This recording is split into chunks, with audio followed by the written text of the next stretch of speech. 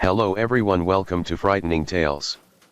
I know many of you enjoy listening to these videos as you fall asleep, so before you drift off I'd love for you to leave a comment letting me know where in the world you're tuning in from, and if you're enjoying the story don't forget to like and subscribe. Alright, now let's get comfortable, relax and dive into tonight's case. Story 1. One of Britain's most popular television presenters, the BBC's Jill Dando, who is Crime Watch presenter helped to send dozens of criminals to jail, was murdered on her own doorstep today. They've said it's too early to talk about what the motive for the murder might have been. 37-year-old presenter died in hospital after being found shot through the head on her own doorstep. The program was her passion. Now as Jill helped others, we hope we can do the same for her. Jill Wendy Dando was born on November 9, 1961 in Somerset, England. She was inquisitive, intelligent and always hard-working, knowing exactly what she wanted to do with her career. She studied journalism before going on to work as a trainee reporter for a local newspaper called the Western Mercury alongside her father and brother. After several years working in different areas and across many fields, she began working for the BBC and quickly moved up the ranks. In early 1988, Jill started presenting the national news in London.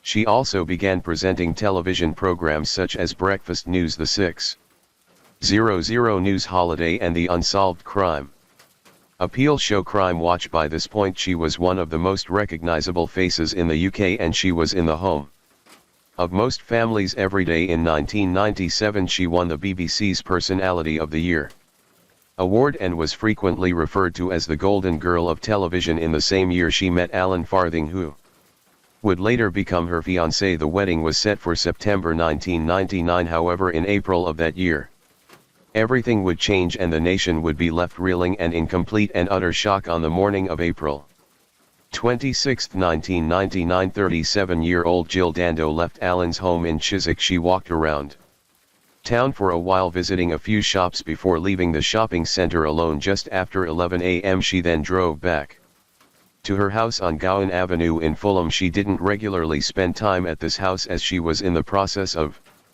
selling it and getting ready for her wedding to Alan. Just as Jill Dando reached the steps at 11:32 a.m. she went to put her keys in the front door and was ambushed from behind. She was pushed onto the ground and her face was pressed into the tiles of her front step. A single shot was fired into her left temple. She had no defensive injuries and it appeared she did not see her attacker coming. She was discovered about 14 minutes later by her neighbor Helen Dobe. The front gate was firmly shut and Helen knew she couldn't go past in case she contaminated the crime scene. She phoned 999 while another neighbor that had been alerted by Helen ran to a nearby doctor's surgery for help. Helen told the officers on the phone that she believed Jill was already dead. She initially thought she had been stabbed because of the amount of blood at the scene. Jill Dando reached Charing Cross Hospital at 12:30 a.m. where doctors and nurses fought tirelessly in an attempt to save her life, but tragically she was declared dead at 10:03 p.m. Jill Dando arrived here by ambulance at 12:30 p.m. Despite all efforts by hospital paramedics, my apologies, ambulance paramedics and hospital medical staff, she was certified dead at 10:03 p.m. From ITN, the ITV Nightly News with Dermot Monaghan. Good evening. The TV personality Jill Dando, who as Crime Watch presenter helped to send dozens of criminals to jail, was murdered on her own doorstep today. She was killed by a single gunshot to her head tonight. The mystery over her death deepened with speculation that the may have been revenge for her anti-crime work. She was attacked at her home in Fulham in West London. A man was seen hurrying away. Jill had been killed with a bullet from a 9mm caliber semi-automatic pistol.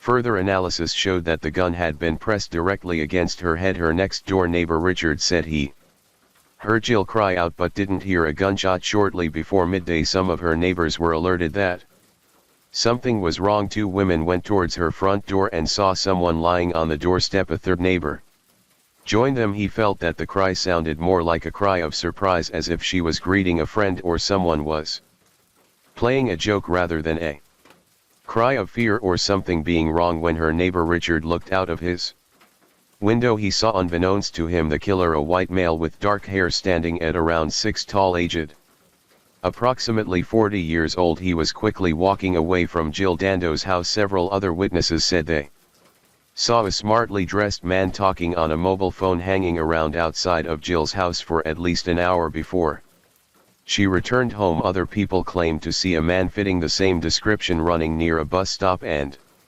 walking across a road near Jill's house. This person, however, did not fit the description of the man seen walking away from the crime scene just seconds after she was shot. It remains unknown whether these people are linked, whether the witnesses that saw the man in the suit had seen the same person, and if the smartly dressed man or men bore any relevance to the case. Detective Chief Inspector Hamish Campbell was heading the investigation, and Jill Dando's death prompted the largest murder inquiry undertaken by the Metropolitan Police Force. The case was also the biggest criminal investigation since the Yorkshire Ripper, and it completely dominated the media. With no CCTV footage of her street, no DNA left by the killer, and the murder weapon being missing, the case would prove difficult from the beginning. The only piece of evidence left at the scene was the bullet that killed Jill Dando. Several theories were presented early on, some of which remain to this day and some which were ultimately ruled out. Her handbag was still laying by her body with her mobile phone ringing inside. She was still clutching her house keys, and her jewelry and shopping were still there. The chances of it being a robbery did not seem likely. Some speculated that she had been shot and killed by an obsessed fan. Jill Dando was one of the most well-known public figures in the UK and likely had numerous fans that were fixated with her. The police have said it's too early to talk about what the motive for the murder might have been, but as we have heard, one possibility is that Miss Dando may have been the victim of a stalker. It's likely to be one line of inquiry. Nigel, Jill's brother, said that in the days leading up to her death she had complained about a man who was, in her words, pestering her. The CCTV of her last known movements out shopping were carefully looked at, and there appeared to be no evidence of her being followed or watched by anyone, either on foot or by car. Another theory came off the back of her work with the TV show Crime Watch. Jill was one of the faces of the famous show that created reconstructions of unsolved crimes. Had she potentially solved a crime that had put someone in prison and ended up being killed as a result of it? Some argued it was possible that her killer was a hitman potentially hired by someone who had been convicted as a result of Crime Watch. This is a somber and, for me, a surreal Crime Watch UK for all of us. Here it can be grueling coping with crimes against victims who are strangers. It's been almost unbearable dealing with Jill's death. Jill Dando was much more than a colleague. She was everyone's friend. Crime Watch is poorer without her. But this program was her passion, and now as Jill helps others, we hope we can do the same for her. For the crew behind the show, it was a painful time appealing for information about one of their own, but just as the show had done for many others, they created a reconstruction that showed Jill's last movements. They also recreated the sightings of the mystery man or men near her house on the day she had been killed, complete with an effort. Next is a window cleaner, and he was opposite Jill's house, and he saw a man again wandering around outside number 29. The window cleaner thought he was an estate agent. He was carrying a mobile phone and was talking into the mobile phone. He described him as having blonde hair but smart in appearance, wearing a suit. Almost all the witnesses talk of a man in a suit with dark hair or black hair. So this man, the window cleaner, sees someone with blonde hair. Now he may be someone completely innocent, or is he the person that we're looking for? It's pretty clear from that reconstruction that the guy walking and running down Fulham Palace Road was one person, and all of the witness statements seem to converge on that one description.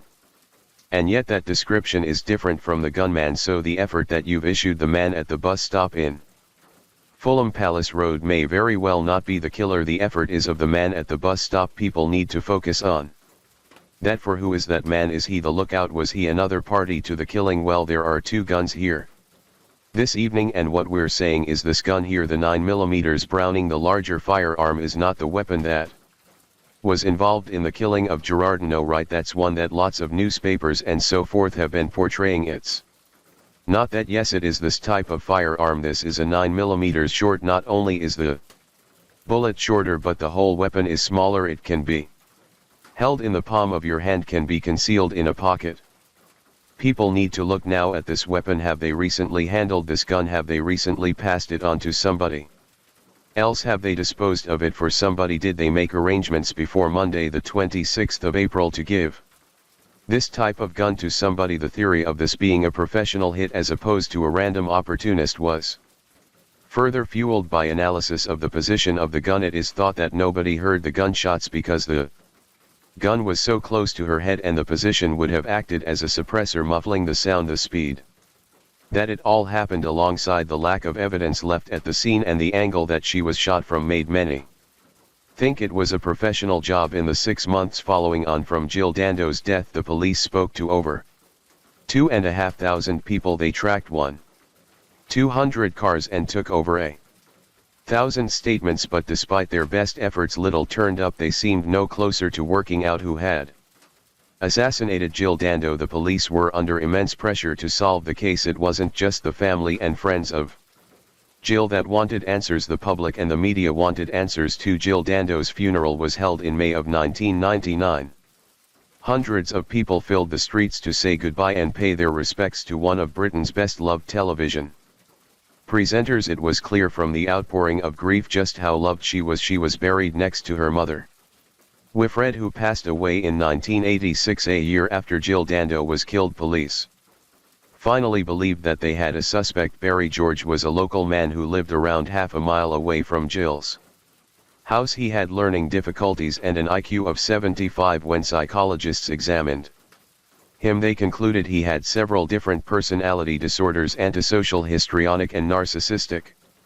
Further assessment showed that he also had brain damage. The day after Jill was shot, he had been spotted acting suspiciously. He also had his own history with the law. He had been arrested several times for crimes such as posing as a policeman, and he had also been found on the grounds of Kensington Palace wearing a balaclava. He also had a string of assault charges against his name, so the police quickly mobilized and put him under surveillance. On the 25th of May 2000, Barry George was arrested for the murder of Jill Dando and he was charged with the crime. Several days later, his trial was held at the Old Bailey, and the prosecution's main piece of evidence was a microscopic particle of gunshot residue that had been found inside the pocket of one of Barry's coats. The gunshot residue matched the particles that were found at the scene. The coat also seemed to match the description of the smart clothing that had been seen on a potential suspect or suspects. On the 1st of July 2000, Barry George was convicted by a majority of 10-1 and was sentenced to life in prison for the murder of Jill Dando.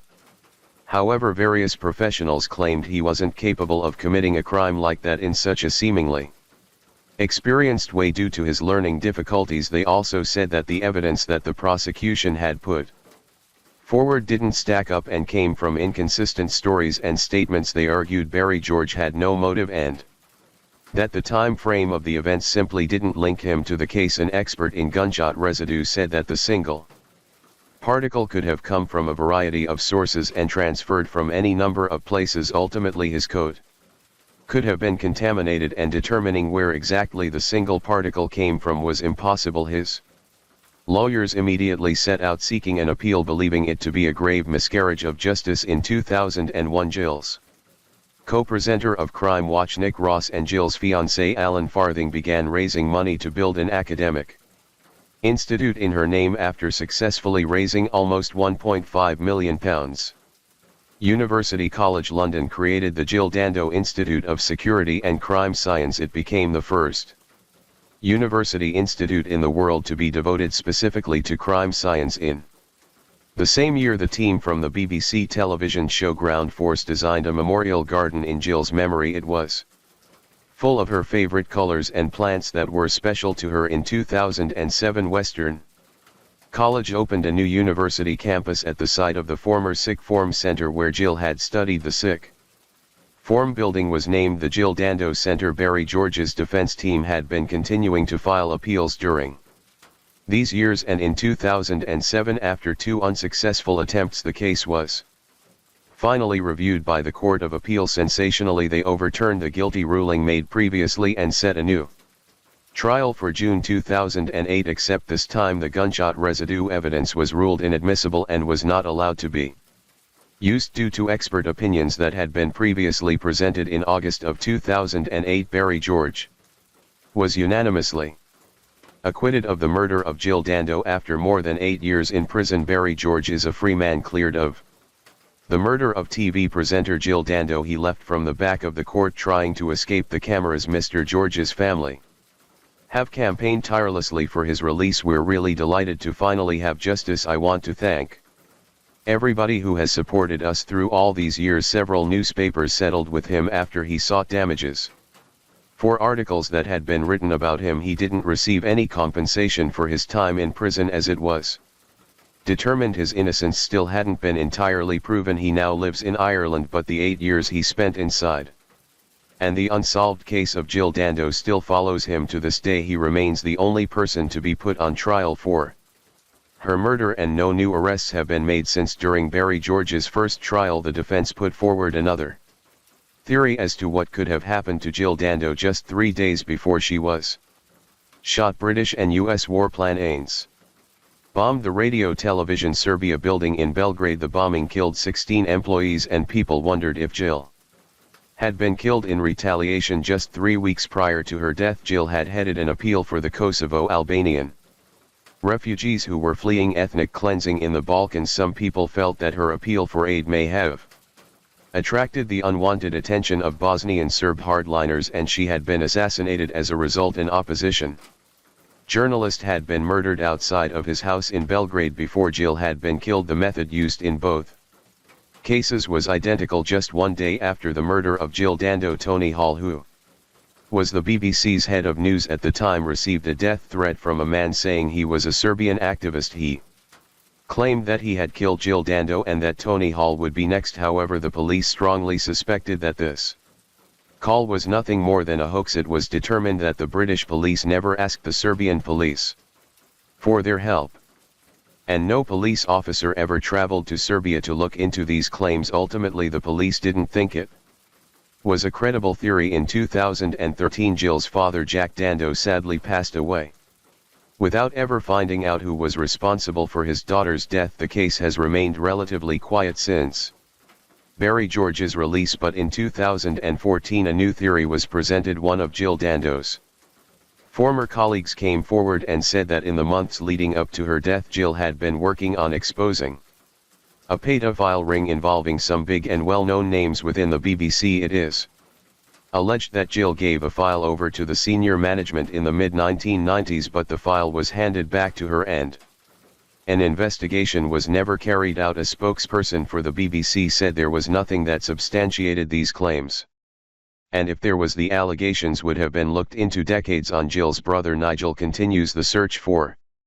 answers, but knows that he and the police are up against a lot. He does, however, believe that some of the well-known theories can be ruled out. Nigel said he tends to think that it was not a professional hit that was taken out on Jill, nor does he think there is a Serbian connection. He believes that it was, in his words, simply a misguided individual that knew where Jill lived and was on her street at that time with a firearm. He also said he believes whoever this person was simply struck lucky. Sadly, he feels it is unlikely there will be any answers because of the passage of time, although some detectives believe that the assassination of Jill Dando will likely never be solved. Her family and friends have never given up hope that her killer will eventually be brought to justice. Story 2. 15-year-old Kaylee Hayward lived with her family in a village called Measham in Learshire, England. Kay was part of a big family and was close to all her brothers and sisters. Her mother Stephanie said that she was like a second mom to her younger siblings. She was bubbly and popular amongst her group of friends, outgoing, friendly and positive. Kayle's head teacher said she had a real determination to be successful in life, as is typical of most teenagers. Kay spent a lot of time on her phone and social media. She was always active on Facebook and loved sharing pictures and statuses with friends and family, friends she knew from school and new people she was meeting and engaging with online. Friday 13, 2015, just after 3 p.m. Kay sent a message to her friend Katie saying she wouldn't be able to see her later, as she said she would be staying at her aunt's house that evening. Kay asked her father Martin for a lift to Ipstock, around a 10-minute drive away from her home in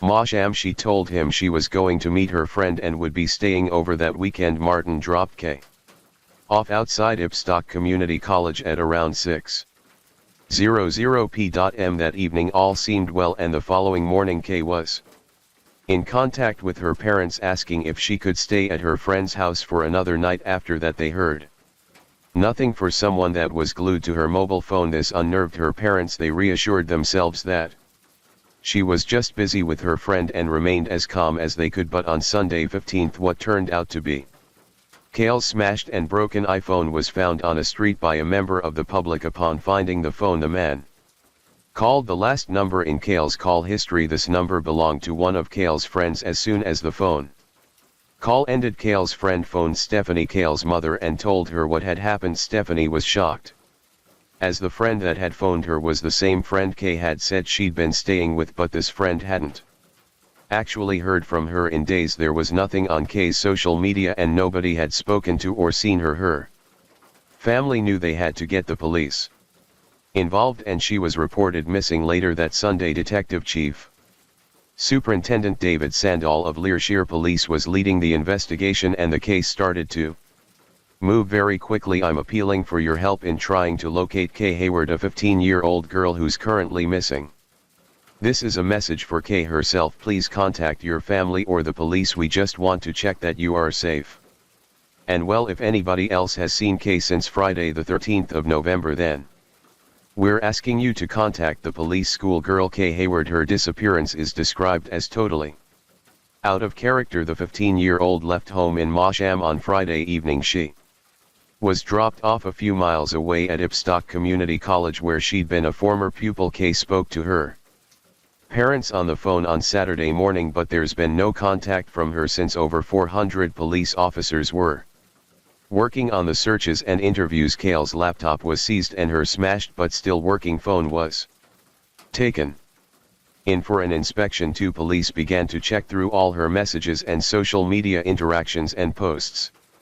They asked about Kay's state of mind when she left the family home on Friday, but by all accounts she seemed to be her usual and happy self. Nothing seemed to miss. Stephanie said she knew something bad had happened to her daughter, and despite Kay's father Martin and the police doing their best to reassure her, Stephanie's gut was telling her that something was deeply wrong. Tragically, just 2 days later, this missing persons case would escalate as inquiries have been completed. We've become increasingly concerned that she may have come to harm, and today we have told the family that we are treating her disappearance as a murder inquiry. Kay told multiple stories about who she was going to visit that weekend, but one of her friends gave some compelling new evidence. Kay had confided in this friend and told her that she had started talking to someone on Facebook. She said she was going to visit him on Friday the 13th and asked if her friend would go with her. However, shortly after the plan was set in motion, Kay fled and said she was no longer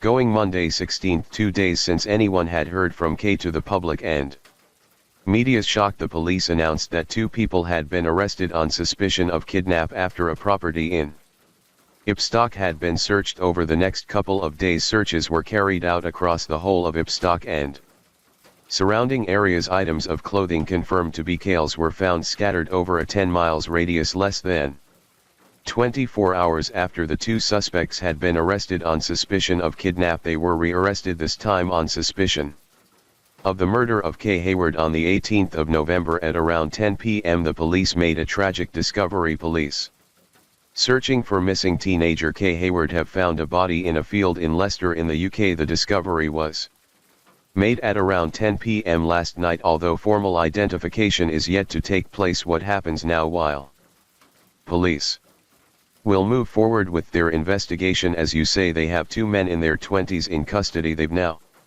been arrested on suspicion of murder, and a key line of inquiry will be Kay's Facebook page with friends and family both saying that she was speaking to a man online in the run-up to her disappearance. It was confirmed that it was Kay Hayward's body. She had been beaten to death. Her jaw and nose were both broken and her body was covered in injuries and self-defense wounds. There were 42 breaks to her body, 16 breaks to her face and 6 lacerations to the back of her head. The post-mortem examination also determined that she had been subjected to a horrifying sexual assault. The suspects still in custody on suspicion of her murder were Luke Harlow and Stephen Beedman. I am Detective Chief Superintendent David Sandel, head of crime for Learshire Police. A 28-year-old man tonight has been charged with the murder of K. Hayward. Stephen Beeman of George Avenue and Ipstock has been charged with murder and a sexual offense. Luke Carlo, 27, of George Avenue, Ipstock, has been charged with sexual offenses. But how and why had this come to happen and unravel so quickly in the months leading up to Kale's murder? Luke Harlow had attempted to contact a string of underage girls, the youngest being just 13 years old. In some of the messages he spoke of wanting to kidnap the girls and keep them as slaves. He said on October 31, 2015, less than a month before Kale's body was found, Kay had received a friend request on Facebook from Luke Harlow, which she accepted as soon as she did. She got a message from him. Kay replied within about 10 minutes. They had exchanged phone numbers and went on to send over 600 messages back and forth over the course of 2 weeks. Kay and Luke both initially lied about their ages. Kay made herself 19 and Luke told her he was a year younger. However, Kay quickly admitted that she was only 15 years old, but this didn't deter Luke Harlow and he continued to shower her with attention and compliments over the next 2 weeks. He said they needed to keep their relationship a secret, and the messages got more graphic and explicit as the days went on. Luke asked Kay if she would meet him at his house and they could watch movies and have food together. Luke quickly added more to this plan and he asked Kay if she wanted to get drunk with him, as he would be buying vodka for both of them. They made a plan to meet on Friday the 13th of November. 2 weeks since they had started talking, Luke told Kay to lie to her family and friends about where she was going and who she was meeting so that their relationship could remain a secret. It is unknown exactly what happened on that Friday night, but Kale's friend said she had woken to a message sent from Kale's iPhone just after 9 p.m. on Friday night. The message simply said help. Her friend texted her back and asked her what she'd meant. She said she got a message straight back saying I meant hello. Her friend described the messages as unusual and said they didn't sound like her. Sometime on Sunday morning, Kay asked her parents if she could stay over at her friend's house for one more night, and they agreed, believing she was safe and with someone they knew. At some point during the Saturday evening, Luke ran out of alcohol and went to his neighbor's to get some more. Stephen Beedman, a landscape gardener, lived just a stone's throw away from Luke, but he had no alcohol either. Both men went to the shops for more drinks and then both returned to Luke's house. There was no mention of Stephen's name in any of the chat logs or messages between Luke and Kay, so it is fairly certain she had no knowledge that Stephen even existed. The events that transpired in the following hours are nothing short of horrific. In the late evening of Saturday night, neighbors heard banging and crashing sounds coming from inside the house. Kay, having been pied with alcohol, was sexually assaulted by Harlow. She fled the house without her shoes, naked from the waist down, being chased down by Beedman. A witness whose house overlooked the pathway near Harlow's home looked outside his window that night and saw what he initially thought was a police officer attempting to restrain a young girl by pinning her to the ground. He then assumed it was a young couple having some sort of domestic argument. As he saw the pair get up and walk away holding hands, he said he didn't see or hear anything from them again. Stephen Beedman marched Kay to a car park where he subjected her to a horrifying sexual assault. He then proceeded to walk with Kay to a park area. Kay managed to break away and start running, but Beedman caught up with her and Kay hit Beedman in the face with a brick. Beedman then picked up some brick and beat her to death with it. The wounds on Beedman's face showed just how hard Kay had fought until the end. As soon as she was reported missing just a day later, police quickly discovered the messages between Luke and Kay. Luke Carlo's property was then searched. Police saw that the house was in chaos and some of Kay's belongings were still there. Luke Harlow was immediately brought in for questioning and placed under arrest for kidnap. He admitted that Kay had been at his house and said that he knew it was wrong because of her age. What else? One of us folks, what's the other stuff? Did you become friends on Facebook? How did that come about? I can't remember if I added her or she added me. I'm not 100 sure, but like I've got loads of people on it and I have a habit of accepting anyone who tries, you know. I mean, regardless of whether the name rings a bell or anything, I've got like 2,000 odd people, but I'm not sure whether she added me or I did her. But basically, as soon as we were friends on here, we just started talking, just like, no, like, oh hey, how are you, and then like, where are you from? How long ago was that? Not long ago, only about, I'd say roughly a month, right? But he said he had woken up the next morning to find her missing and assumed that she had gone home. During the night he told police that he and his neighbor Stephen Beedman had gone to go and buy more alcohol and returned to the house together. Harlow then claimed that he went to bed drunk, leaving Kay and Beedman alone. With this, the hunt was on to find Stephen Beedman. He was found at a family member's house and was swiftly brought in for questioning and arrested on suspicion of kidnap. We want to give you an opportunity, if you know her and if you indeed know where she is, to tell us right now at the beginning of the day. No, I don't. You don't know where she is? I don't know where she is. I met her Saturday night at 8, about 7:30, and then about 4 hours. Police were immediately taken aback by the scratches covering Beedman. His face was a picture that instantly spoke 1,000 words. Beedman also denied knowing where Kay was and said he had left Luke Harlow and her together on the sofa in Harlow's house. Both men said they had been drinking excessively and a lot of the night was either hazy or a total blackout. However, between the messages, the witness statements and the marks on Beedman's face, it was clear for all to see that both Harlow and Beedman were the people responsible for what had happened to Kay Hayward. Police also later found images of child abuse on Beedman's computers. A series of interviews later, Stephen Beedman admitted that he and Kay had left the house together that night. I was pretty much walking because I must have scared her. I must have. So is she resisting you at this point, or is she just walking? No, not when she's walking. Okay, are you having to control her by hold her, or is she walking independently by this point? She's walking independently, but up until that point, no.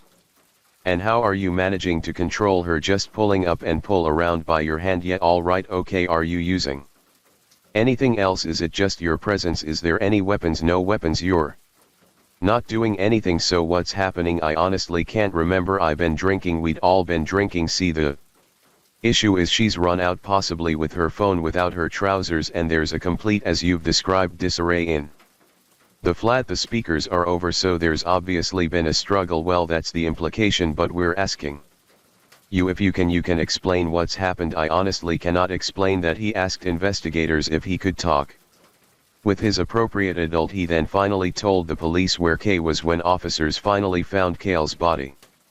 It was so damaged that the police could not allow Stephanie and Martin to see their daughter in that state. Instead, they arranged for the pair to hold Kay's hand, but nothing more. Kay's body was identified using dental records on the 20th of November 2015. Shortly after being arrested, Leicestershire police announced that had been charged with rape and murder, and Luke Harlow had been charged with grooming and 2 counts of sexual activity with a child.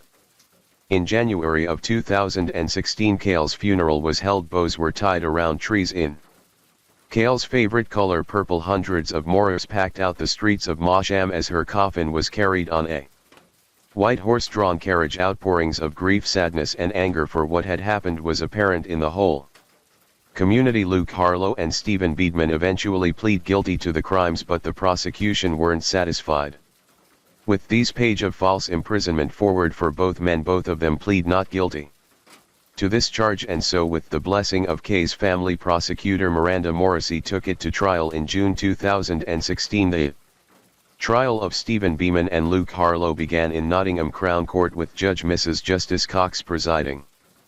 Prosecutor Miranda Moore argued that the way in which Luke Harlow's house was found by the police showed obvious signs of a struggle, and that Kay had been held there against her will. Things were smashed and broken items were knocked over, and the house was in disarray. She also said that Luke Harlow's claims of being asleep and having no idea what had happened to Kay didn't add up either. Luke's glasses had been smashed, presumably due to Kay fighting him off.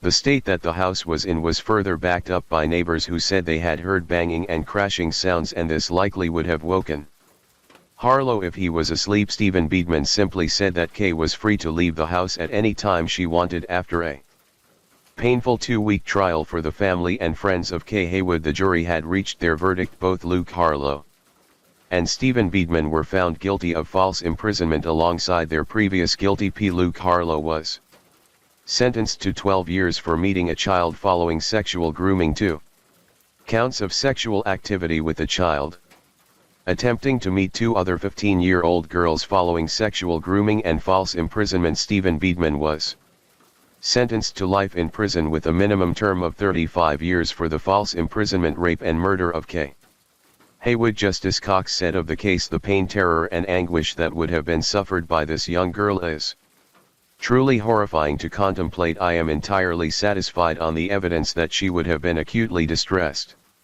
and frightened. It seems to me this is every parent's worst nightmare. It is absolutely clear to me absolutely no blame can be attached to them for what happened.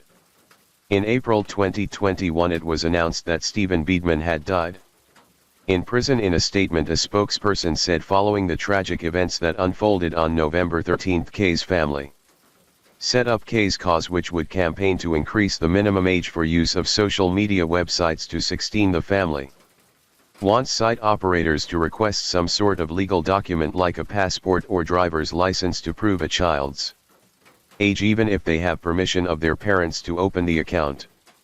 Alongside this, a short film entitled Kay's Love Story was created by Learshire Police and Afixius Films. It aims to highlight the dangers of speaking to strangers online and raises awareness for the Cease campaign commitment to eradicate abuse and sexual exploitation. With the permission of Kay's family, the film reenacted some of the events that transpired during the last 14 days of Kay's life. It went on to receive numerous awards and has proven to be Leicester Police's most successful campaign. It has now been seen by thousands of school children across the country and millions more across the world online, making sure that people become aware of Kay's story.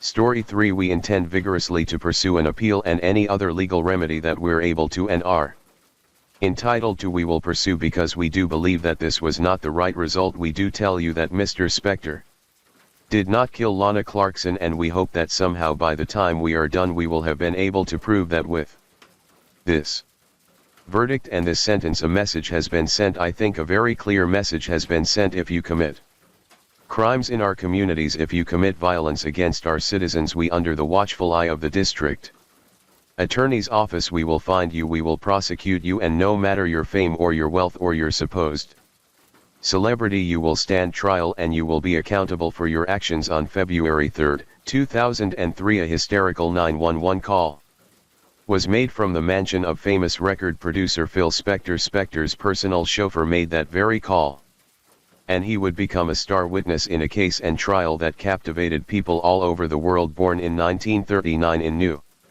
York, Harvey Philip Spector showed creative talent and a passion for music from a very young age. He quickly began forming bands and learning instruments. While he achieved success with his band the Teddy Bears, his look drastically changed when he decided to move into producing records. He became a millionaire before the age of 21, and by the 1960s he had 23 records in the top 50. It was also in the 1960s that he signed the band the Ronettes to his record label. Onette heard of the talented trio. Ronnie fell in love with Spector and they later married. However, the honeymoon phase soon faded. Spector quickly became controlling and abusive towards her. Metal bars were placed over the windows, barbed wire put around the mansion, and he would take her shoes in a bid to prevent her from running away. Ronnie claimed he frequently threatened her life and often pulled guns on her. In her 1990 memoir, she spoke about the years of torment which culminated in her escaping from the house barefoot with the help of her mother. She said, "I knew that if I didn't leave I was going to die."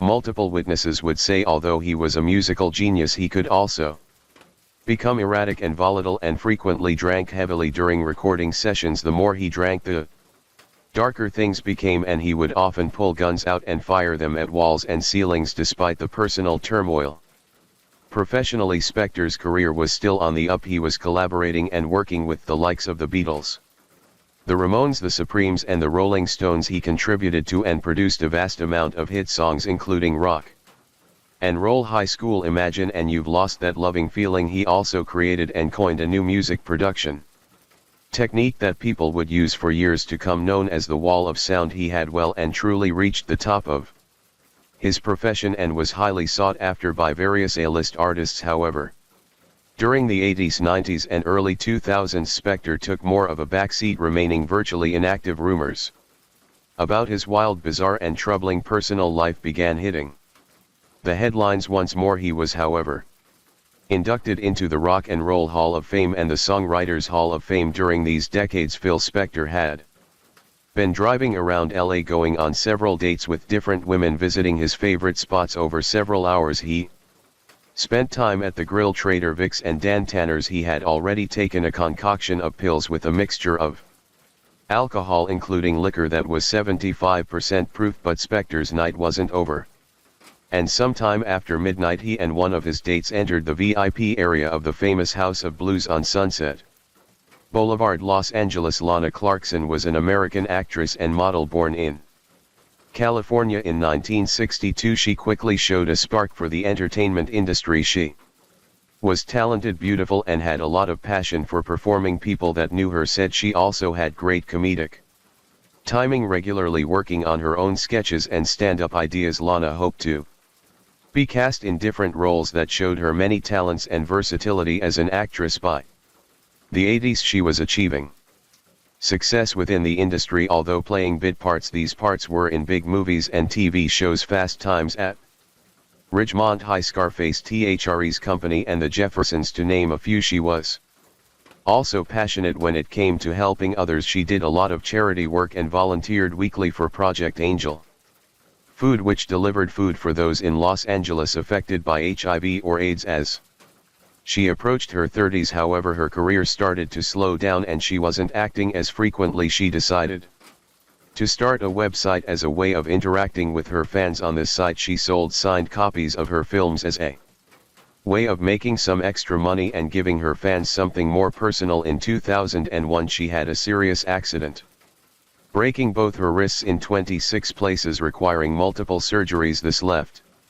her physically unable to carry on any film or commercial work for a long time. After this long break she struggled even more to get the roles she used to, and she began taking part-time jobs to support herself. In early 2003 she took on a new job as a hostess at the House of Blues in West Hollywood, Los Angeles. Many that knew her said this was a clever and strategic decision, as the House of Blues was a popular celebrity hangout. Anybody would spend time there, and being a hostess, Lana would regularly be making connections with all manner of powerful people within the industry. On February 3rd, while working in the VIP area, she walked right into one of those powerful people, Phil Spector. Witnesses said that Spector was wearing one of his notorious wigs, and Lana momentarily thought that he was an unknown female trying to get into the exclusive area. At first she refused him entry, but upon being told he was a famous record producer, she immediately apologized and began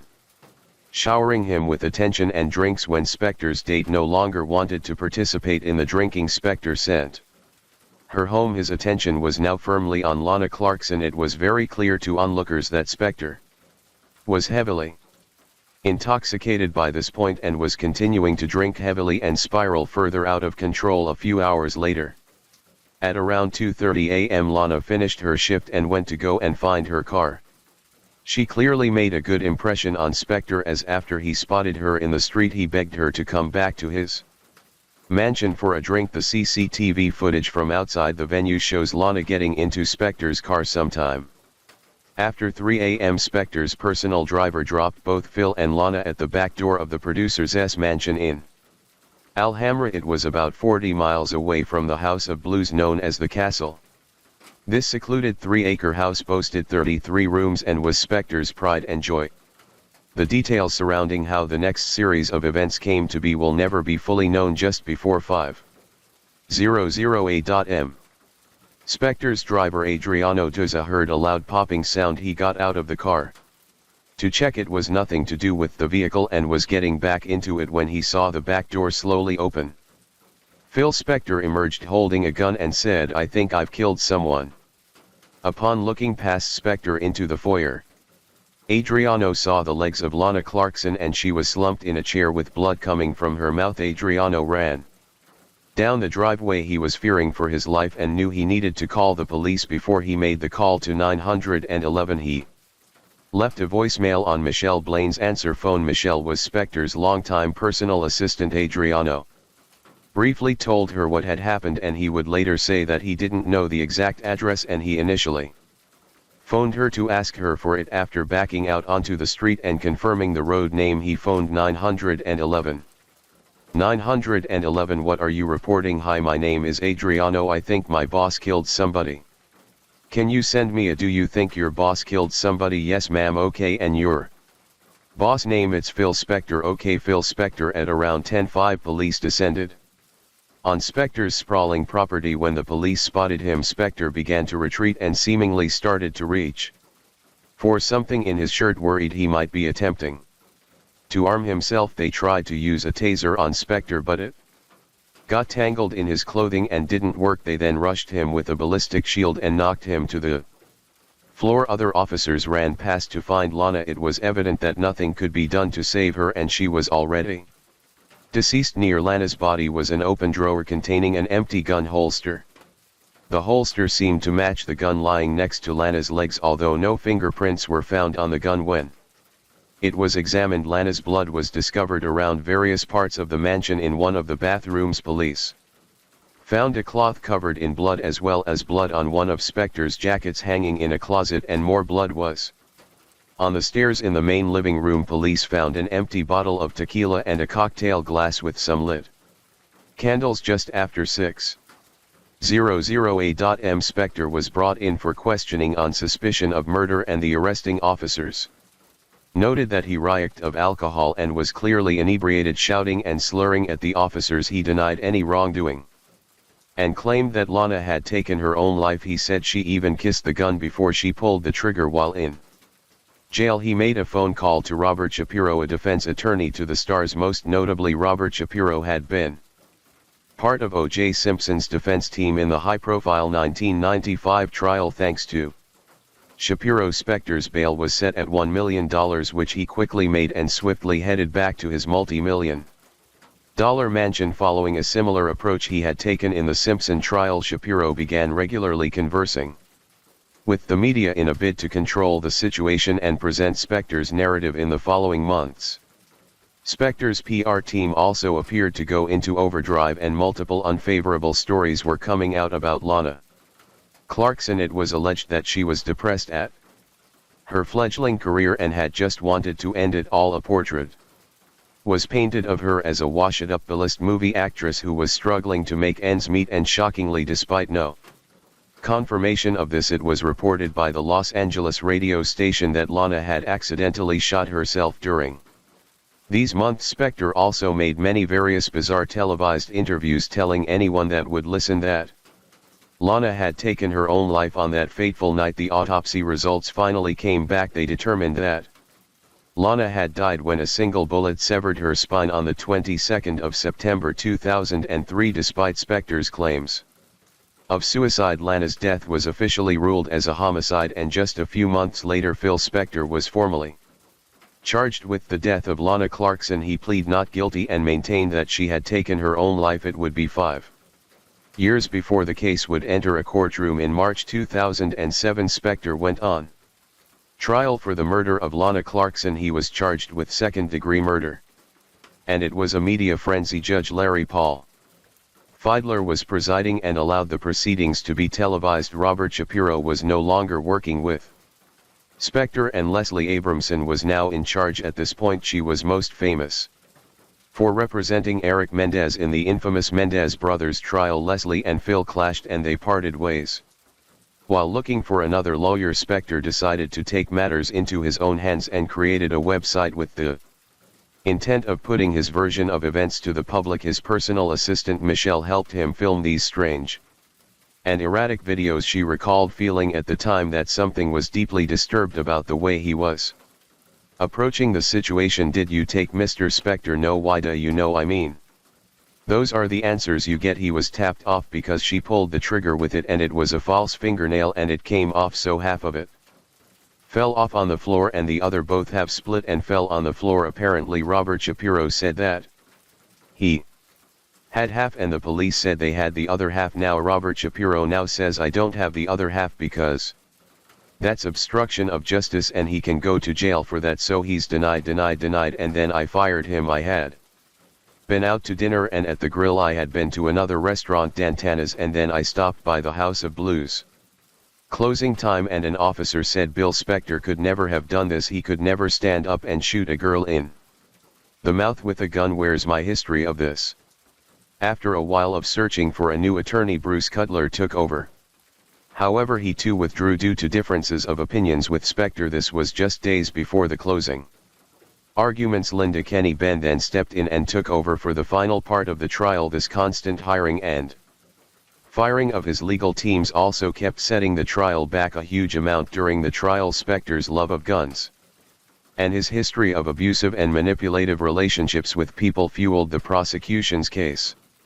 Significantly, there's a pattern that emerges in Philip Spector's history, and it's a pattern that's indelibly etched into his history. When there's a woman, alcohol, a loss of control, Philip Spector pulls a gun. By this time, multiple women had spoken out against Spector, and many artists and assistants could attest to his erratic and volatile behavior. One of Spector's sons, Gary, said that at no point did he disbelieve anyone's account of how Spector had behaved in the past. He said it even gave him flashbacks as to what it was like to live with him. The star witness in the trial, Adriano Duzza, testified on the stand and had a lot more to say about the limo ride over to the castle. He claimed that Lana was less keen on going back to Spector's mansion and that Spector kept putting pressure on her to get into the limo. She eventually said she would go back for one drink and then she wanted to leave. This reluctance to go with him in the first place did little to help the defense's case. Spector's defense team painted Lana in a very unflattering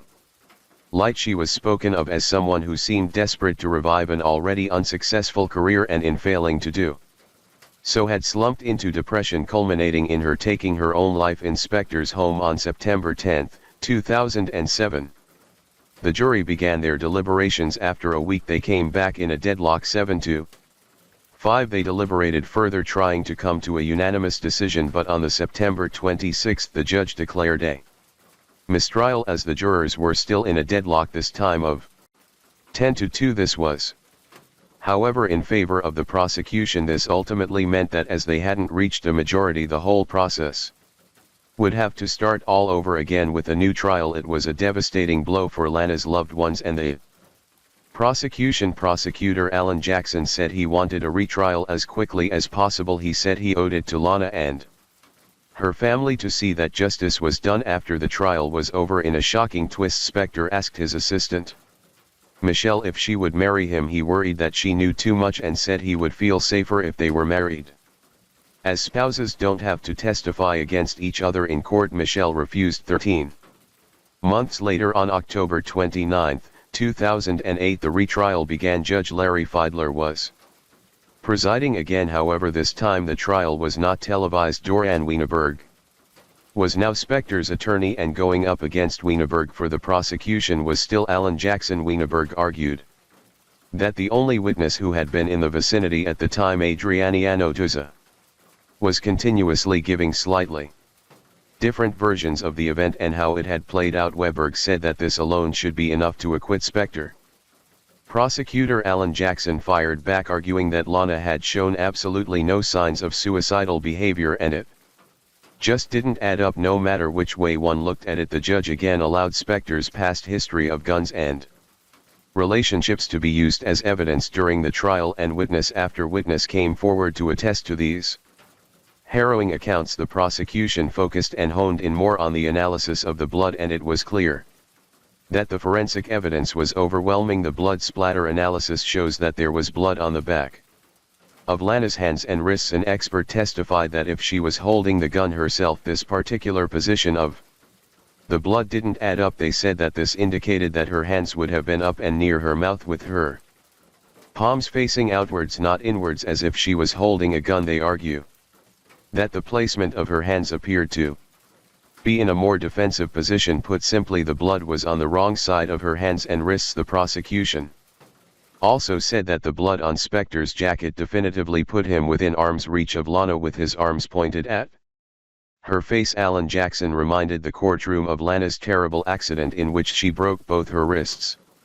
Following the path that the bullet entered her mouth, they knew that the gun would have to have been held in a very specific way because of the spiral fracture she had from her accident. She couldn't have physically held the gun in the position it would have had to have been in. They also said that in a 10,000 cubic-foot house, the chances of Lana, who had never been there before, finding a gun from within a drawer seemed totally far-fetched and ridiculous. The same gun allegedly used to shoot herself had no fingerprints on it at all. If Lana had been holding it, hers should have been there. The prosecution speculated that the way in which Lana's body was found indicated something very significant. Her jacket and shoes were on and her handbag was across her shoulder. It appeared that she was attempting to leave the property.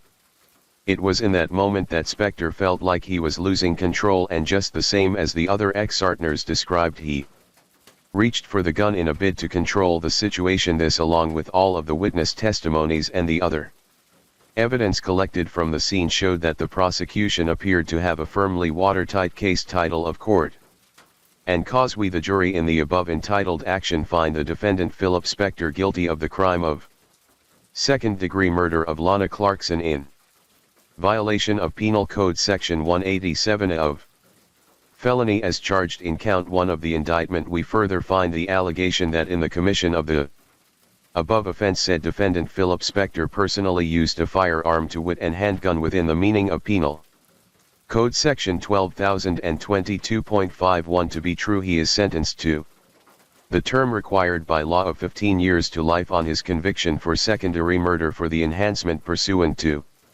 12022.5a. the personal use of a firearm. The court selects the presumptive midterm of 4 years for a total of 19 years to life. On April 13, 2009, the jury found Phil Spector guilty of second-degree murder. On May 29, 2009, he was sentenced to 19 years to life in prison. We intend vigorously to pursue an appeal and any other legal remedy that we're able to and are entitled to. We will pursue, because we do believe that this was not the right result. We do tell you that Mr. Spector did not kill Lana Clarkson, and we hope that somehow by the time we are done we will have been able to prove that with this verdict and this sentence a message has been sent. I think a very clear message has been sent. If you commit crimes in our communities, if you commit violence against our citizens, we, under the watchful eye of the district attorney's office, we will find you, we will prosecute you, and no matter your fame or your wealth or your supposed celebrity, you will stand trial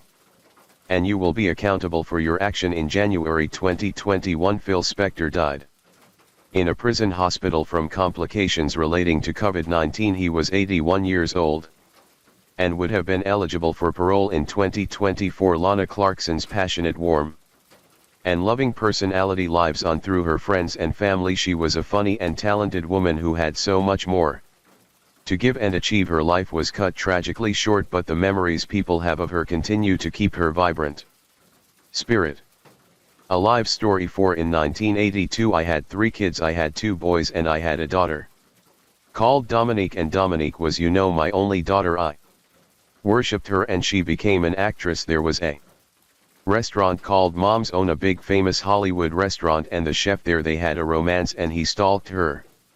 She became frightened. She never told us he was abusive to her and he killed her. Dominique Ellen Dunn was born on November 23, 1959 in Santa Monica, California. She was the youngest child of Ellen, known to most as Lenny Ranching Eyes, and Dominique, who was a writer, actor, and producer. Her parents were divorced just a few years after Dominique was born, but remained great friends, and Dominique stayed incredibly close to both of them. Her family had a lot of ties to the entertainment industry, and it came as no surprise when Dominique took an interest in performing herself. After graduating and taking time to travel, she began studying acting and booked roles in well-known stage shows including West Side Story, The Mousetrap, and My Three Angels. Within weeks of moving to Hollywood, she landed her first big role in the 1979 television film Diary of a Teenage Hitchhiker. She then went on to get supporting roles in various episodes of popular 80s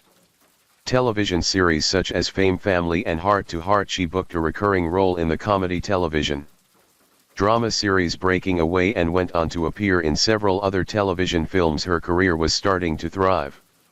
By 1981 she had quite an extensive acting resume, and this led to her being cast in her first big feature film, the supernatural horror hit Poltergeist, playing Dana Freeling. The film went on to become a sensation and grossed over $70 million at the box office. The role cemented her place in pop culture, and she quickly became a well-known face, with a lot of acting work being sent her way. After the success of Poltergeist, she was cast as Robin Maxwell in a pilot episode for the TV miniseries V. Tragically, she would never complete filming on the highly anticipated show. Dominique's versatility and capabilities as an actress were apparent very early on. Steven Spielberg was the producer of Poltergeist and worked very closely with her. He said of Dominique, she was a treasure of natural ability.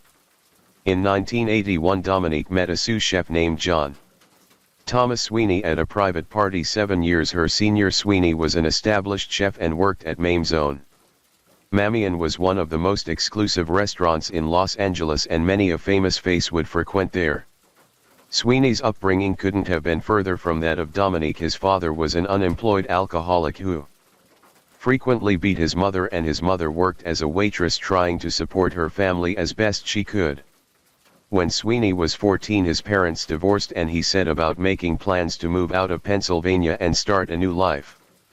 He focused on being a chef and said that this dream was his ticket out of his old life. A matter of weeks after the pair meeting, they moved into a one-bedroom West Hollywood home together. However, the relationship quickly began to deteriorate due to Sweeney's jealous and controlling behavior. He stopped her from seeing friends and frequently tried to get her to quit her flourishing career in a bid to prevent her from meeting new people. The couple rode and fought frequently, and it wasn't long before Sweeney became physically abusive. Dominique appeared in an episode of Hill Street Blues playing a teenage mother who was the victim of parental abuse. The makeup team applied nothing to her face, as shockingly all of the cuts and bruises were real and had been caused by Sweeney in the days before the shoot. Her family, although polite and welcoming towards Sweeney, felt uncomfortable in his presence. They all commented on the fact that it was very obvious that Sweeney was far more obsessed with the relationship than Dominique was. Her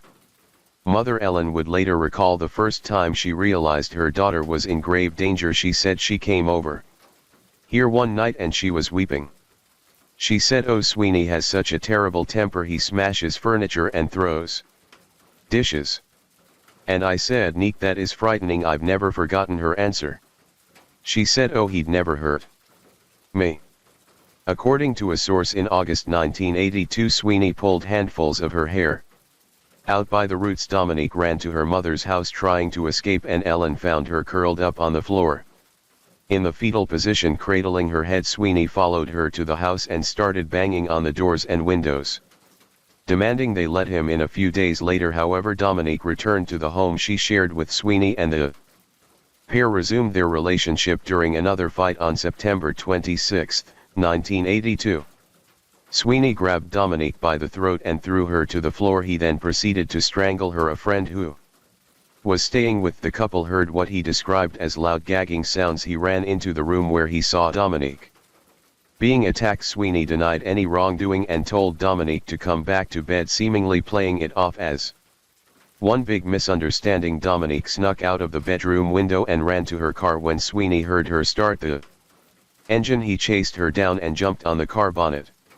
She turned the engine off until Sweeney got down from the hood, and as soon as he did this, she sped off into the night. She stayed at the home of a friend for the next few days, and her mother stayed with her too. After this terrifying incident, she phoned Sweeney and ended the relationship. He moved out of the house they shared, and Dominique had the locks changed before she moved back in herself. Tragically, a little over a month later, Dominique Dunn would be dead on October 30, 1982, just a few Weeks after the pair had ended their relationship, Dominique was rehearsing for her latest project V at her West Hollywood home. She was running lines alongside actor David Packer. Dominique took a break to talk with a friend on the phone when she suddenly realized the phone call had been broken into. Sweeney had got the operator to break into the conversation to listen to her, and Dominique said to her friend, "Oh God, it's Sweeney, let me get him off the phone."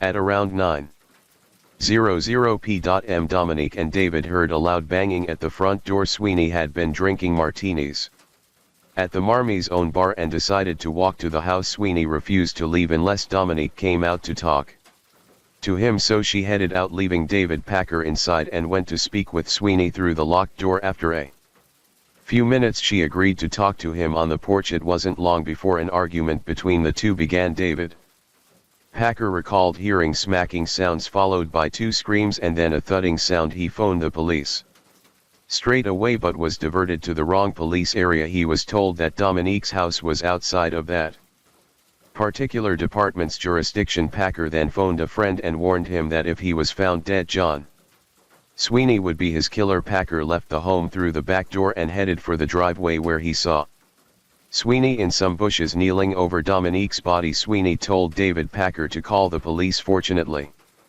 this call did connect properly, and when the police arrived, Sweeney put out his hands in the air and said, "I killed my girlfriend and I tried to kill myself."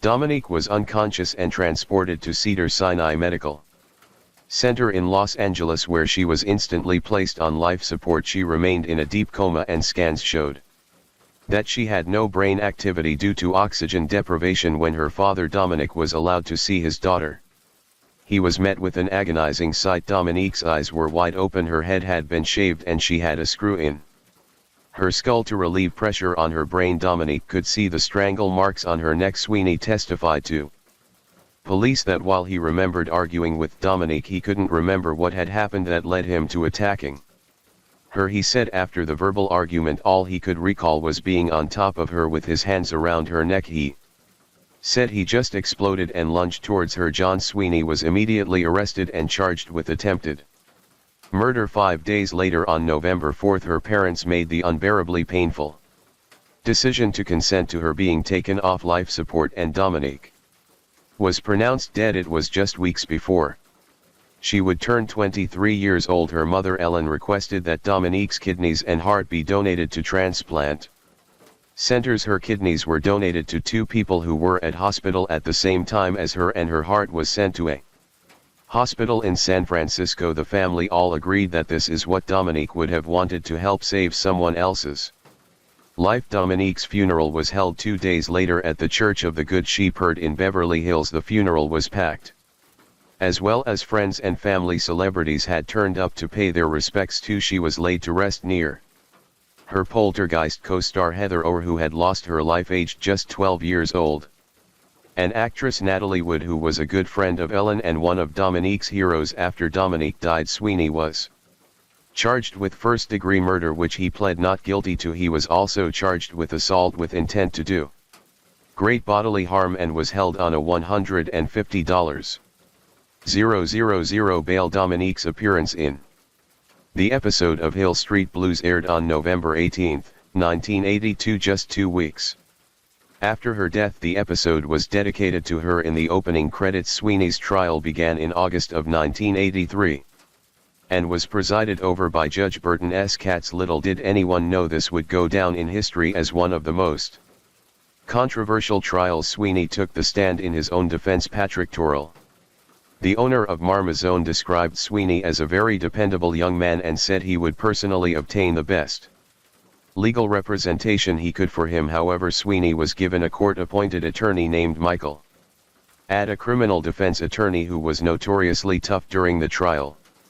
Sweeney said that when he had turned up at Dominique's home that day, they had worked things out and were going to start afresh. He claimed that they were planning on moving back in together, and there were even talks of marriage and children. He claimed that on the night of October 30, Dominique Dunn had abruptly changed her mind about resuming the relationship and that she had been lying to him and leading him on. At that point, Sweeney said he exploded and lunged at He still maintained that he had no recollection of attacking her but stopped when he realized that she was no longer breathing. Sweeney said he had attempted to revive her by making her walk around the driveway but she soon fell onto the floor. He then claimed he had tried to give her CPR which caused her to vomit. Sweeney said that he too had vomited and ran inside the house and consumed 2 whole bottles of pills in an attempt to take his own life. The police disputed this and said there was no evidence to suggest this had actually happened. Sweeney said he then went back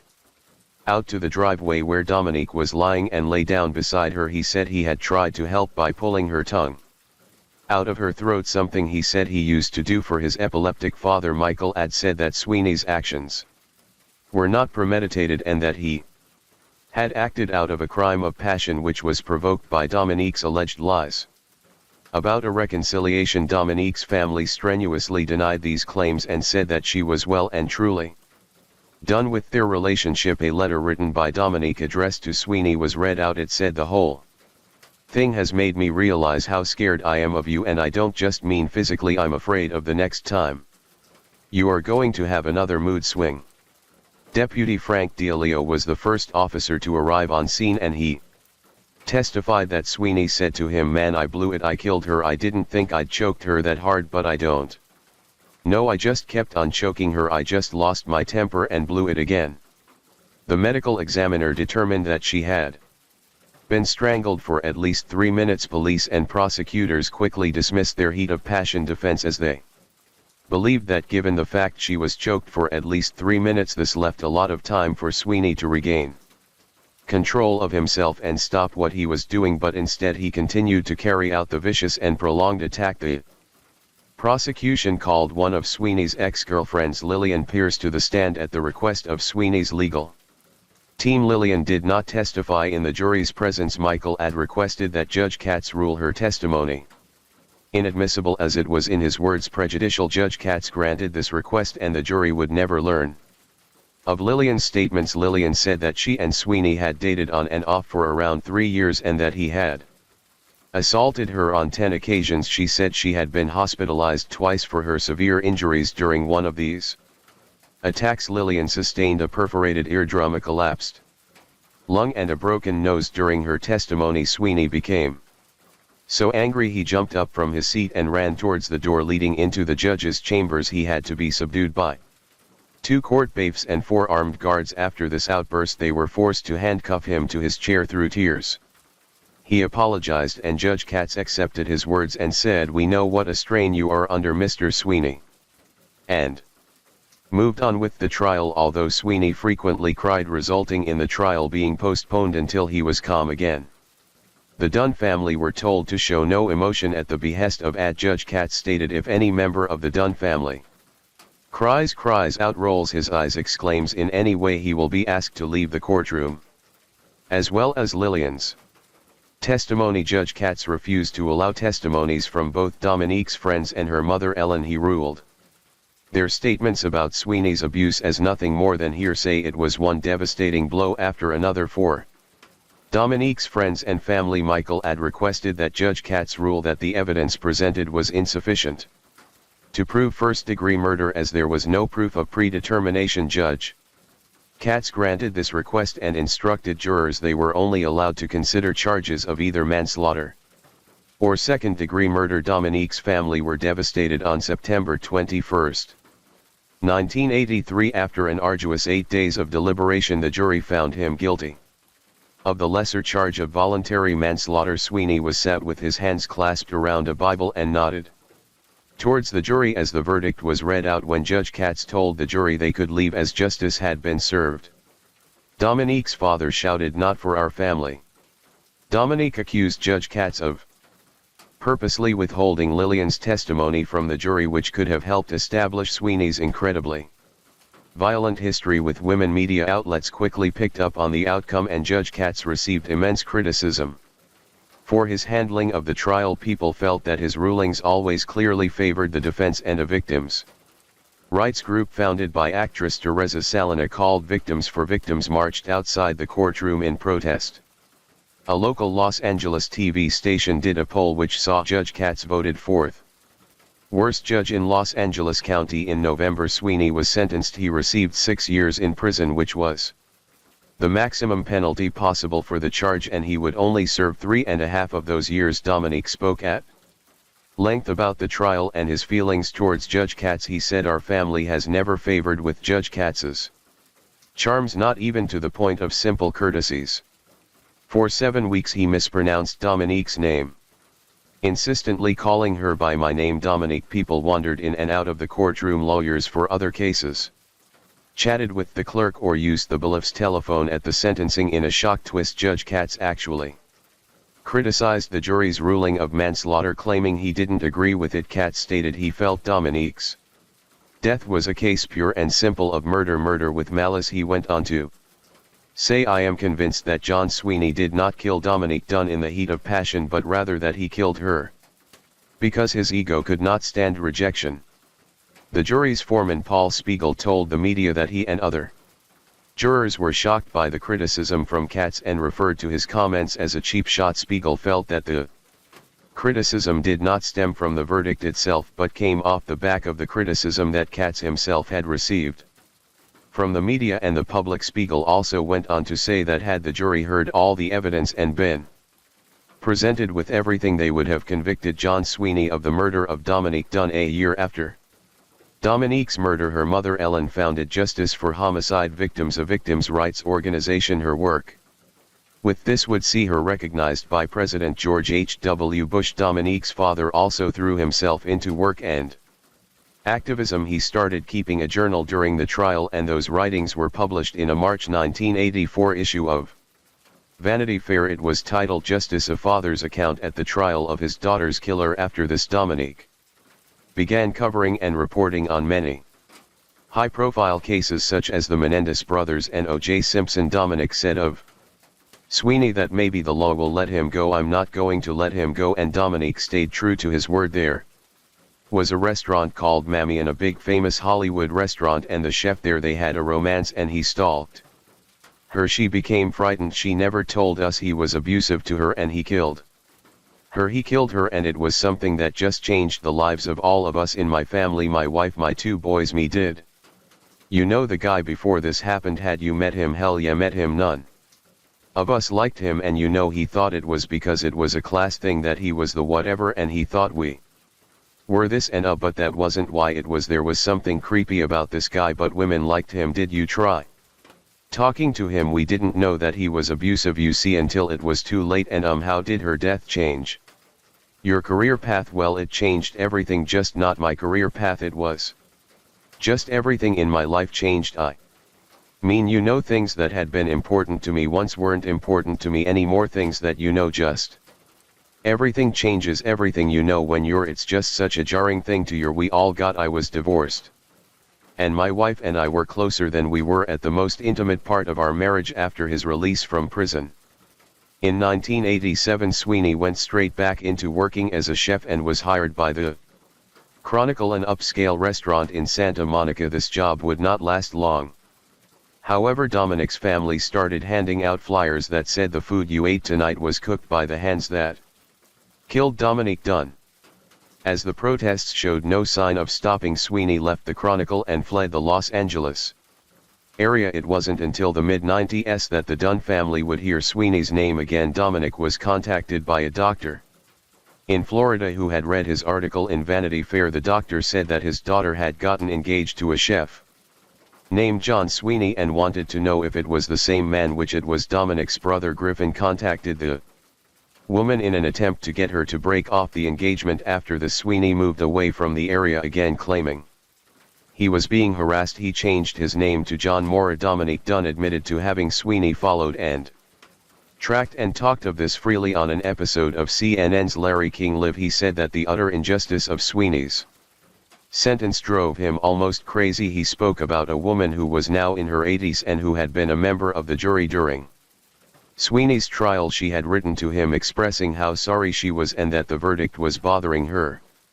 and she needed to clear it up before she died. Dominique was incredibly touched by her words. After many years, her father said he didn't want to waste his life filled with anger, and that he no longer wanted to spend every waking moment keeping Tabs on Sweeney. The last that appears to be publicly known about John Mora is that he was residing in San Rafael, California, working as the director of food services for Smith Ranch Homes retirement community. Dominique's family worked tirelessly to keep her name and memory alive and to draw as much attention to their daughter's case as possible. Her brother Griffin still works with the Justice for Homicide Victims group. Her family's activism and constant fight for justice will never be forgotten. Dominique Dunn was a bright, gifted and warm-hearted 22-year-old. She was at the beginning of her life and undoubtedly had so much more to give and achieve. Story 5. We're losing a sister this week too. She was truly a special person, always had a smile on her face. Justice will be served. It might not be tomorrow, might not be a week from now, but the Creator has work and it'll come out. Faith Danielle Hedgepath was born in Warren County on September 26, 1992. She was a member of the Helisapani Native American tribe and was born to parents Connie and Roland. She had 3 siblings, 2 brothers named Caleb and Chad and a sister Rolanda. Her parents divorced when she was a baby and she was raised by her mother and older sister. Faith adored her parents and her father. Roland said she was the light of his life. Faith had been born at a difficult time in Roland's life when he had been battling addiction, and he said that her being born was the gift from God that gave him a reason to live. She was an honor student and earned herself a Gates Millennium Scholarship to attend the University of North Carolina at Chapel Hill, majoring in biology. Her father had attended the same university but had dropped out, and Faith was hoping to become the first person in her family to graduate from college. Faith had dreams of becoming either a pediatrician or a teacher and was described as lively, bubbly, and always looking to give back to people in any way she could. She found the workload at university initially difficult, falling behind in some of her studies. Undeterred and refusing to give up, however, she started working 2 jobs to support herself, changed her major, and threw herself back into obtaining her degree. She lived off campus in an apartment at Hawthorne at the View. She lived on the 2nd floor, room 1502, and lived with her friend since first year Karina Rosario, as well as living with Karina, known to most as Rosario or Rosie. Karina's boyfriend Eric Toy Jones also lived there for a time. Eric and Karina's relationship was a volatile one and they eventually broke up, and Eric moved out. He attempted to break into the apartment twice despite Karina changing the locks. Faith eventually drove Karina to court to obtain a protective order against Eric. This order prevented him from coming anywhere near the apartment. However, when he moved out, he moved into another apartment on the same complex, so was still living very close to the girls. September 6, 2012 started as any normal day. Faith attended all of her classes and then went to an event for Alpha Pi Omega. Alpha Pi Omega is the nation's largest and oldest Native American sorority, and Faith was hoping to one day join. She left the event at 7:15 to continue working on a history paper about her tribe. At 8 p.m. she and roommate Karina went to the campus library for more studying. Faith briefly left the library, leaving Karina there, but returned at 11:30 p.m. and both girls made their way back to the apartment at midnight. About half an hour later they set off to a nightclub called The Thrill, arriving there at 12:40 a.m. The Thrill was well known for letting in under 21s to dance, and it became a popular student hangout. The girls danced for around an hour and a half before Karina said she felt sick and wanted to leave. She and Faith were picked up on security cameras leaving the club at 2:07 a.m. and Faith drove the pair home. Karina said when they got back she was sick due to drinking too much alcohol. A neighbor that lived below the girls recalled hearing banging noises just before 3 o'clock a.m. She said it sounded like thumping sounds, almost as if a heavy book bag was being dropped or furniture was being overturned. Around 3:30 a.m. records indicate that there was activity on Faith's Facebook account. 10 minutes later at 3:40 p.m. a text message was sent from Faith's phone to the phone of Brandon Edwards, an ex-boyfriend of Karina. Some reports have suggested that Brandon was also romantically involved with Faith at one point, while others claim he was more like a big brother figure. The text message read: 3 minutes later another text was sent from her phone to Brandon, and this one just said the word van. It is thought that Faith was correcting the word A sent in her previous message, believing the meaning of the original message to be "Hey B, can you come over here please? Rosario needs you more than you know, please let her know you care." Brandon replied to the message at 4:16 p.m. the next day asking who it was that was texting him, but he received no text back. Karina's phone records show that she had also been trying to contact Brandon Edwards at the same time at 3:52 a.m. Another message was sent from Faith's phone. This one was to Ty Michael McNeil, Faith's on again, off again boyfriend, whom she had known since the first day of college. An extract of the message read, "I know you're probably sleeping, but I just wanted to let you know that I love you." This appeared to be the last activity on Faith's phone. At 4:25 a.m. Karina got picked up by a friend and UNCC soccer player Jordan McCreary. Leaving Faith in the apartment alone, Karina said that she left the front door unlocked and believed that Faith was asleep in bed at the time she left. Jordan drove Karina to his apartment about 5 minutes away, where she then stayed the next morning. At 10:30 a.m. Karina phoned Faith hoping to get a lift home. Faith didn't answer, so Karina called another friend named Marisol Rangel. Marisol picked Karina up and they headed back to Karina and Faith's apartment, arriving there just before 11:00 a.m. Seeing Faith's car parked out front, they assumed that she had overslept and missed her classes. They entered room 1502 and began calling out Faith's name, to which they got no response. When they headed into the bedroom, they found a truly horrific sight. Faith's partially naked body was discovered on the floor, leaning up against her bed and covered in a duvet. Her t-shirt was pulled up and over her face, and she had no clothes on from the waist down. The blood in the room was widespread, covering the walls, floor and wardrobe, and a used tampon was found near her body. Faith had been bludgeoned to death, and an autopsy later revealed that she had died from blunt force trauma to the head. Her face was covered in cuts and her body had been badly beaten. There were no signs of a forced entry, and unfortunately there was no surveillance footage from around the complex to determine anyone coming in or out. Karina's body was made the call to 911. "Okay, listen to me. Okay, listen to me. Okay, how old is she? She's 19. Listen to me. Is she breathing? I don't know. You need to check and see. Is she breathing? I don't think so. Okay, listen to me. There's blood everywhere. I think she fell off the bed, because she's like off the bed. There's blood all over the pillows, like in the comforter. I just don't know what happened. Touch her arm. Tell me, how does she feel? She's not moving. Okay ma'am, we need to find out if we can help her or not. Okay, kneel next to her and look in her mouth for food or vomit. There's blood. Tell me something. Listen to me. What is your name? Karina. Listen to me. When you touched her, how did she feel? She feels cold. She feels cold. Okay, yes, okay, all right, don't touch anything else. Okay, okay, what room is she in? She's in my bedroom. Listen to me. There's something in my room that was not here before. Okay, listen to me. It looks like someone had came in here. Okay. Okay, it really does. Okay, tell me again what your name is. It looks like someone had been in there, because she's not like this at all. Okay, okay, now tell me again what your name is. What is your name? Karina. Rosario. Karina. Okay, Karina, how old are you? Karina. I'm 20. You're 20. Okay.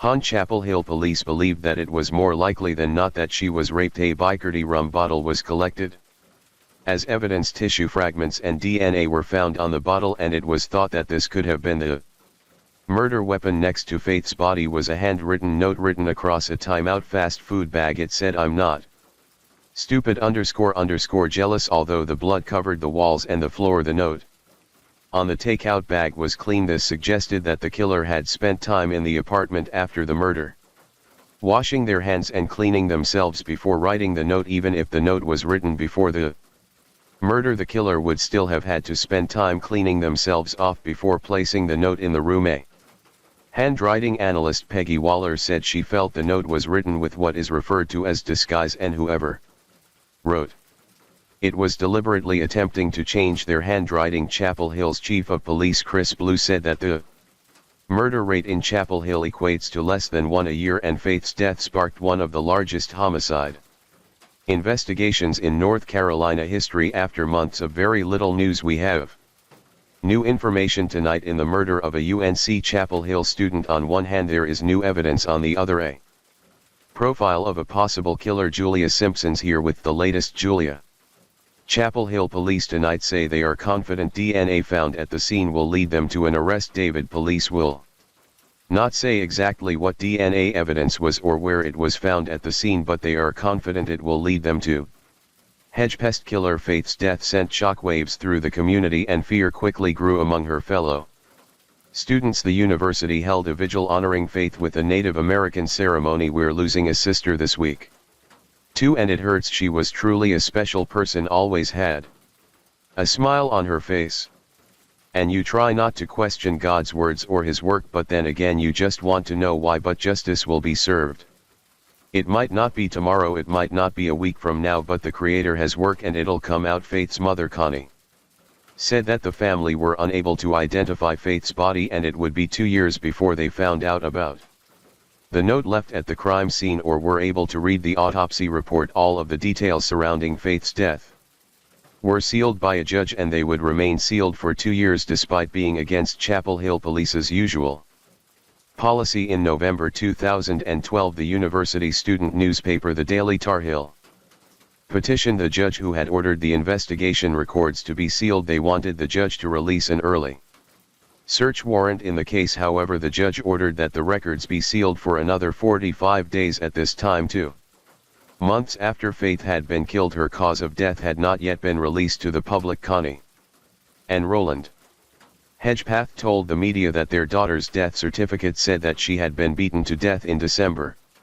2012. The FBI began assisting the Chapel Hill Police Department in the investigation, and they developed a profile of the killer. This profile stated that the murderer knew Faith and may have possibly lived close to her at one time. The FBI also believed that the killer may have been someone that took an unusual interest in the case, possibly talking to people about it and demonstrating behavioral changes. In May 2013, the court extended the seal of the evidence for a following 60 days. Also in this year, Alpha Pi Omega, the sorority that Faith had dreams of getting into, inducted her as an honorary member. In July 2014, the Chapel Hill Police Department released 300 pages of details about the case after a court ordered them to do so. The public and media were finally able to get some understanding of what had happened to Faith Hedgepeth that night, and 2 months later the autopsy report was released. It confirmed the same as the death certificate, that she had died of blunt force trauma to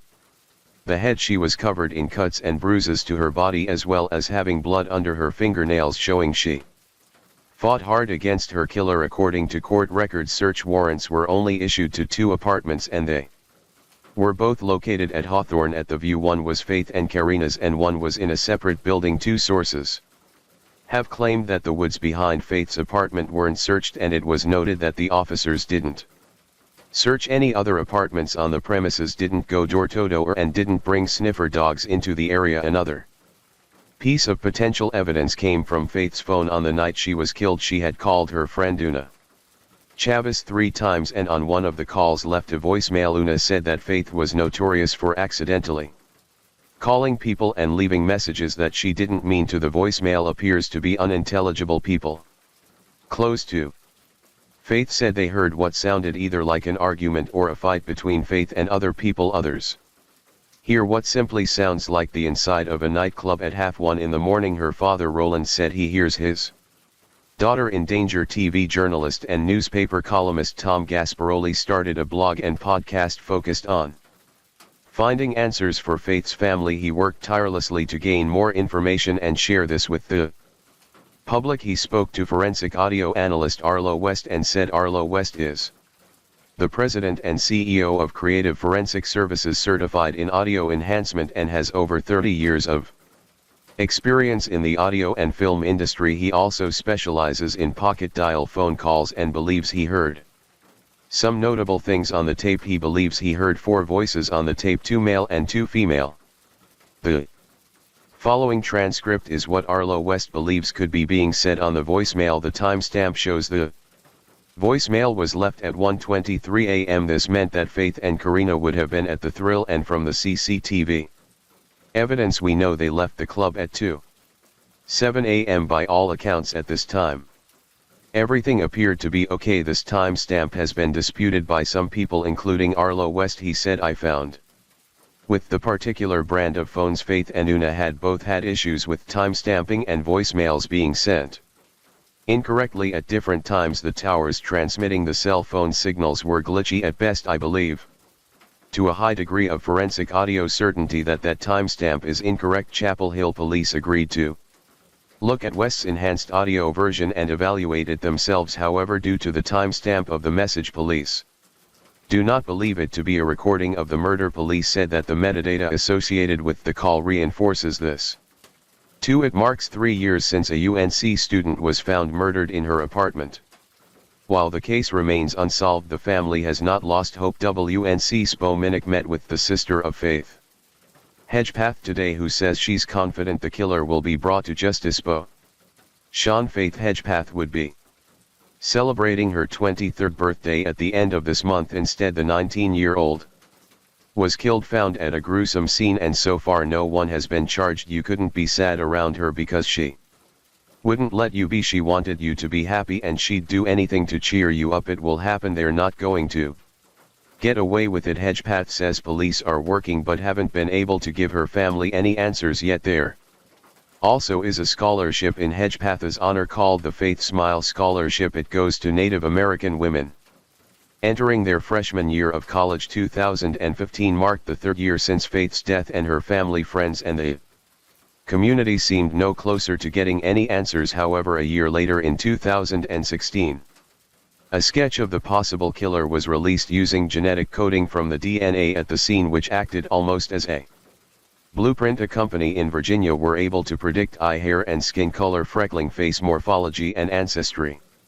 of the alleged killer. Each trait comes with a measure of confidence. Using this data, police and the laboratory believe that this could be the face of the killer, although this does not rule out anyone else being involved. According to the image, the suspect is several people have been looked at quite closely in relation to the case. In the early hours of the morning when Faith and Karina were picked up on camera leaving the club, they were spotted walking out with a male. Police checked all the footage and saw that the man had arrived at the club earlier with 3 other men. They all later provided DNA samples, of which none were a match to the crime scene. Karina's ex-boyfriend Eric Toy Jones was also a heavy focus of the investigation. He reportedly resented Faith for her influence over Karina and felt that she was interfering with their relationship. During a phone call, he allegedly threatened to kill Faith if he could not resume his relationship with Karina. Upon looking at Eric's phone, police found a text that he had sent to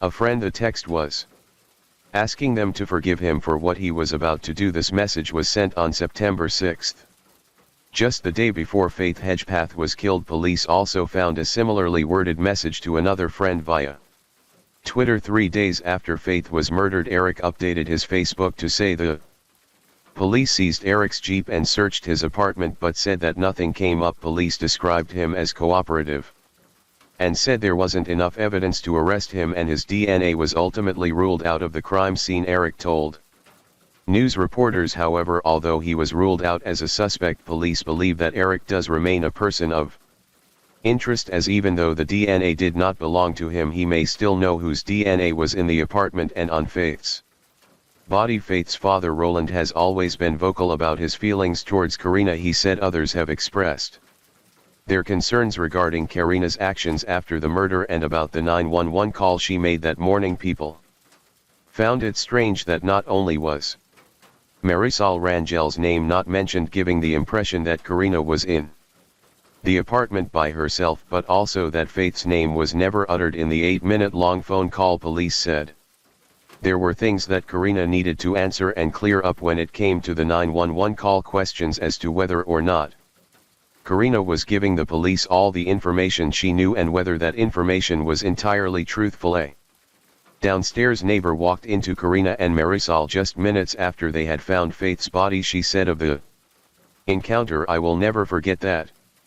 Marisol was softly crying. Karina was texting, just texting. People also found it questionable that Karina wanted to leave the club and go home due to feeling unwell, to then exit the apartment just hours later, leaving the door unlocked. The man that picked Karina up that morning, Jordan McCreary, had a Roommate who had spoken to the investigating team on the 2018 review of the case. The roommate recalled a conversation being had about a potential speck of red on Karina's clothes when she arrived at the apartment that morning. The roommate said that the police were aware of this and searched the apartment for Karina's shirt. The Chapel Hill police confirmed this account. They said they tested the shirt, but this test was not indicative of Karina committing the crime. They also did not confirm whether the red speck was blood or not. Private investigator Hunter Glass has been working closely with Faith's family, and he also feels that more answers lie with Karina. He believes that an argument between the girls ensued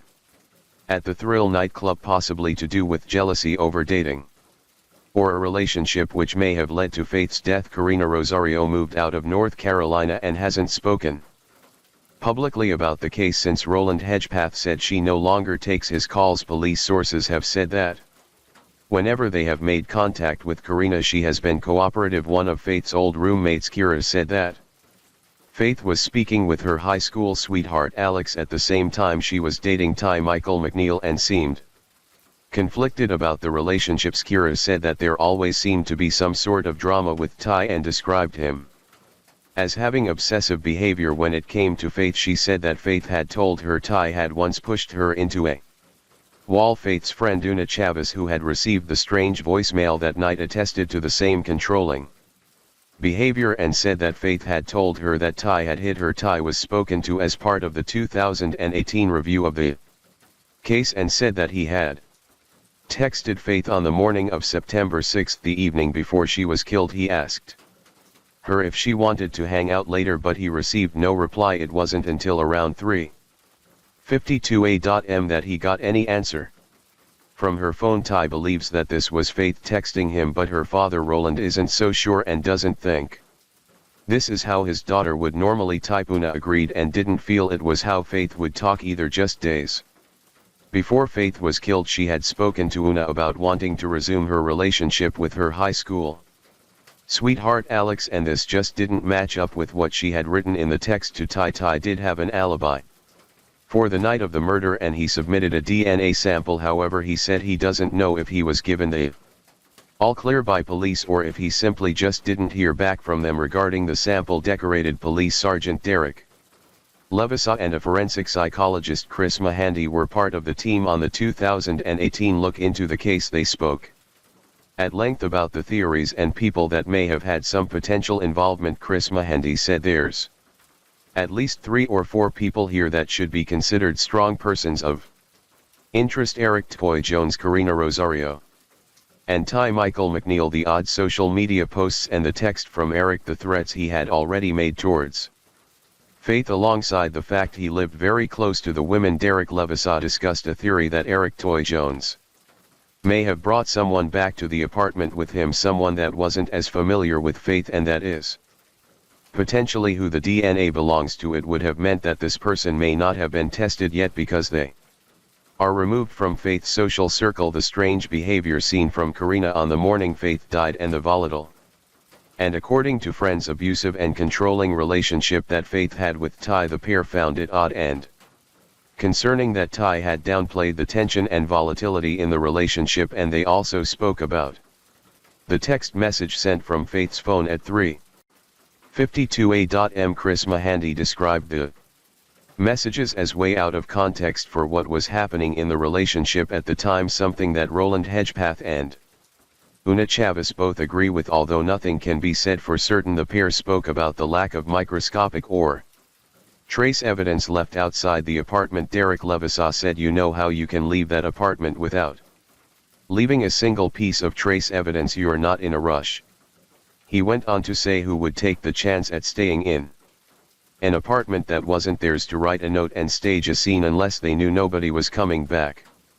Karina is the only person who would know definitively that no one else was coming to the apartment at 4:30 in the morning.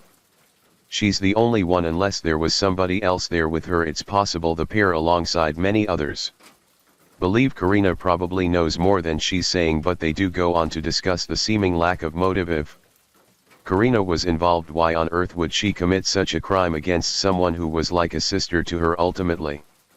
Investigators do not feel this was a random opportunistic crime committed by a total stranger. They believe it was carried out by someone in Faith's circle and was likely someone she knew through university. Over 2,000 people have been interviewed so far, either as suspects or people with potential information, but nobody has ever been charged. The DNA found at the scene has been compared to hundreds of samples, but sadly none have been a match. Police say this doesn't entirely eliminate anyone though, as someone may know who the DNA belongs to or may still be involved with Faith's death somehow. Faith's family are offering a $40,000 reward for information that leads to the arrest of the person or persons responsible for Faith's murder. Faith's legacy continues to live on with the Faith Hedgepath Memorial Scholarship. The scholarship is offered to help Native American women enter higher education. When I found out that I was a recipient of Faith Smile Scholarship, I was honored. I was so overjoyed because not having the means to go to school is a big thing in our Native American community. The murder of Faith Hedgepath remains an open and active case. The Chapel Hill Police Department welcome any information that anyone may have. Alternatively, you can leave a tip where all calls are confidential. Story 6. He has already formed an intent to kill as a result of premeditation and deliberation. It's been thought out. He has decided to do it. He's bought a gun for the purpose. He's bought a bus ticket. He's taken the bus. He's come over there. He's loaded the gun prior to the first visit. He's ready to kill. He has considered the reasons for and against it, and having done so, he has decided to kill. November 6, 1967. Dana and Benson Schaefer welcome their daughter Rebecca Lucille into the world. An only child, Rebecca was adored by her parents. Her father Benson was a child psychologist and mother Dana was employed at Portland Community College. Growing up in Oregon in a religious Jewish family, Rebecca initially thought about becoming a rabbi. Combining her faith and her love for other people, she loved the outdoor life, especially horse riding, and this is something her and her father bonded even more over. As she moved into her junior year, Rebecca started modeling and acting in amateur dramatic clubs. Her big smile and striking brown eyes shone through in her photos, and her future career in front of the camera was starting to form. She appeared in adverts for department store catalogs as well as TV commercials, but she soon decided it was time for a change. She spoke to her parents about fulfilling a career as a full-time model, and they agreed. Age just 16, she took a big leap. She moved across the country alone to the city of dreams, New York, with its bright lights, big atmosphere and social buzz. New York was where many a hopeful performer would go in a bid to further their careers. Although her parents were understandably nervous, Rebecca said to her father, "Do you remember what you said to me, Dad? Sometimes you have to choose between adventure and regret." Although the city was big and overwhelming, 16-year-old Rebecca was more than a match for it. Within the first week of living there, she saw a strange man pacing in the subway with a sharpened screwdriver. A terrified young woman was sat in front of her, and Rebecca hurried over, pretending to know the girl, and said, "It's so great to see you, let's go get a coffee," and pulled her up the stairs. As she settled into her new life in the Big Apple, she began attending the Professional Children's School. The elite Professional Children's School educates children who work in the entertainment industry and boasted stars such as Carrie Fisher and Christopher Walken as part of their prestigious alumni. It wasn't long before her perseverance and hard work paid off. In 1984, she got her first big break. She booked a 6-month recurring role in the ABC soap opera One Life to Live, playing Annie Barnes. After this, she landed a small role in Radio Days, the famous Woody Allen comedy. Sadly, her performance was edited from the film, and only a brief scene which features her remains. Despite her early success as a model, she soon found herself coming up against the tough expectations of the fashion industry. She stood at 5 feet 7 inches, and many agencies considered her to be too short to model for high fashion. She struggled to find further work, so she decided to leave New York. In 1985, she made another ambitious move, this time to Japan, to try and add more to her modeling portfolio, but once again her height and weight were considered a problem. After this, she decided to return to New York and focus solely on her acting dreams. Undeterred, she started working as a waitress to support herself in between acting jobs, and carried on auditioning wherever and whenever she could. She was sharing an apartment with 5 other people, and just as her phone line got cut off as she could no longer pay the bills, she booked a big role she had recently shot for the popular 17 magazine, which caught the attention of TV producers. They were casting for the comedy My Sister Sam, starring Pam Dober, who had become a household name thanks to the hit show More and Mindy. Rebecca auditioned and won the role of the feisty and funny Patty Russell, a teenager who makes the journey to live with her sister Sam after the death of their parents. Her life changed instantly, and she flew to Los Angeles to start filming the CBS show. Her parents couldn't be prouder of her move to Hollywood and were a little more relieved now she was living closer to them, as well as her grandfather, who was living nearby in West Hollywood. The pilot of My Sister Sam aired in October 1986 and had a great time slot in between 2 already very popular shows. She and co-star Pam immediately hit it off, and Pam took 18-year-old Rebecca under her wing, eventually moving her into her house. Rebecca was bright and bubbly and immediately popular with audiences. She became the spokesperson for Thursday's Child, an organization that helps children and teenagers with various issues including eating disorders, abuse and suicide, appearing on various chat shows, magazine covers, and even hosting the Thanksgiving parade for CBS. Pam Dober could see Rebecca's life as a new and young celebrity was rapidly changing. Pam often gave her advice on how to navigate the celebrity world. Pam herself had issues with stalking and obsessive fans in the past, and said she and the team told Rebecca in 1987 while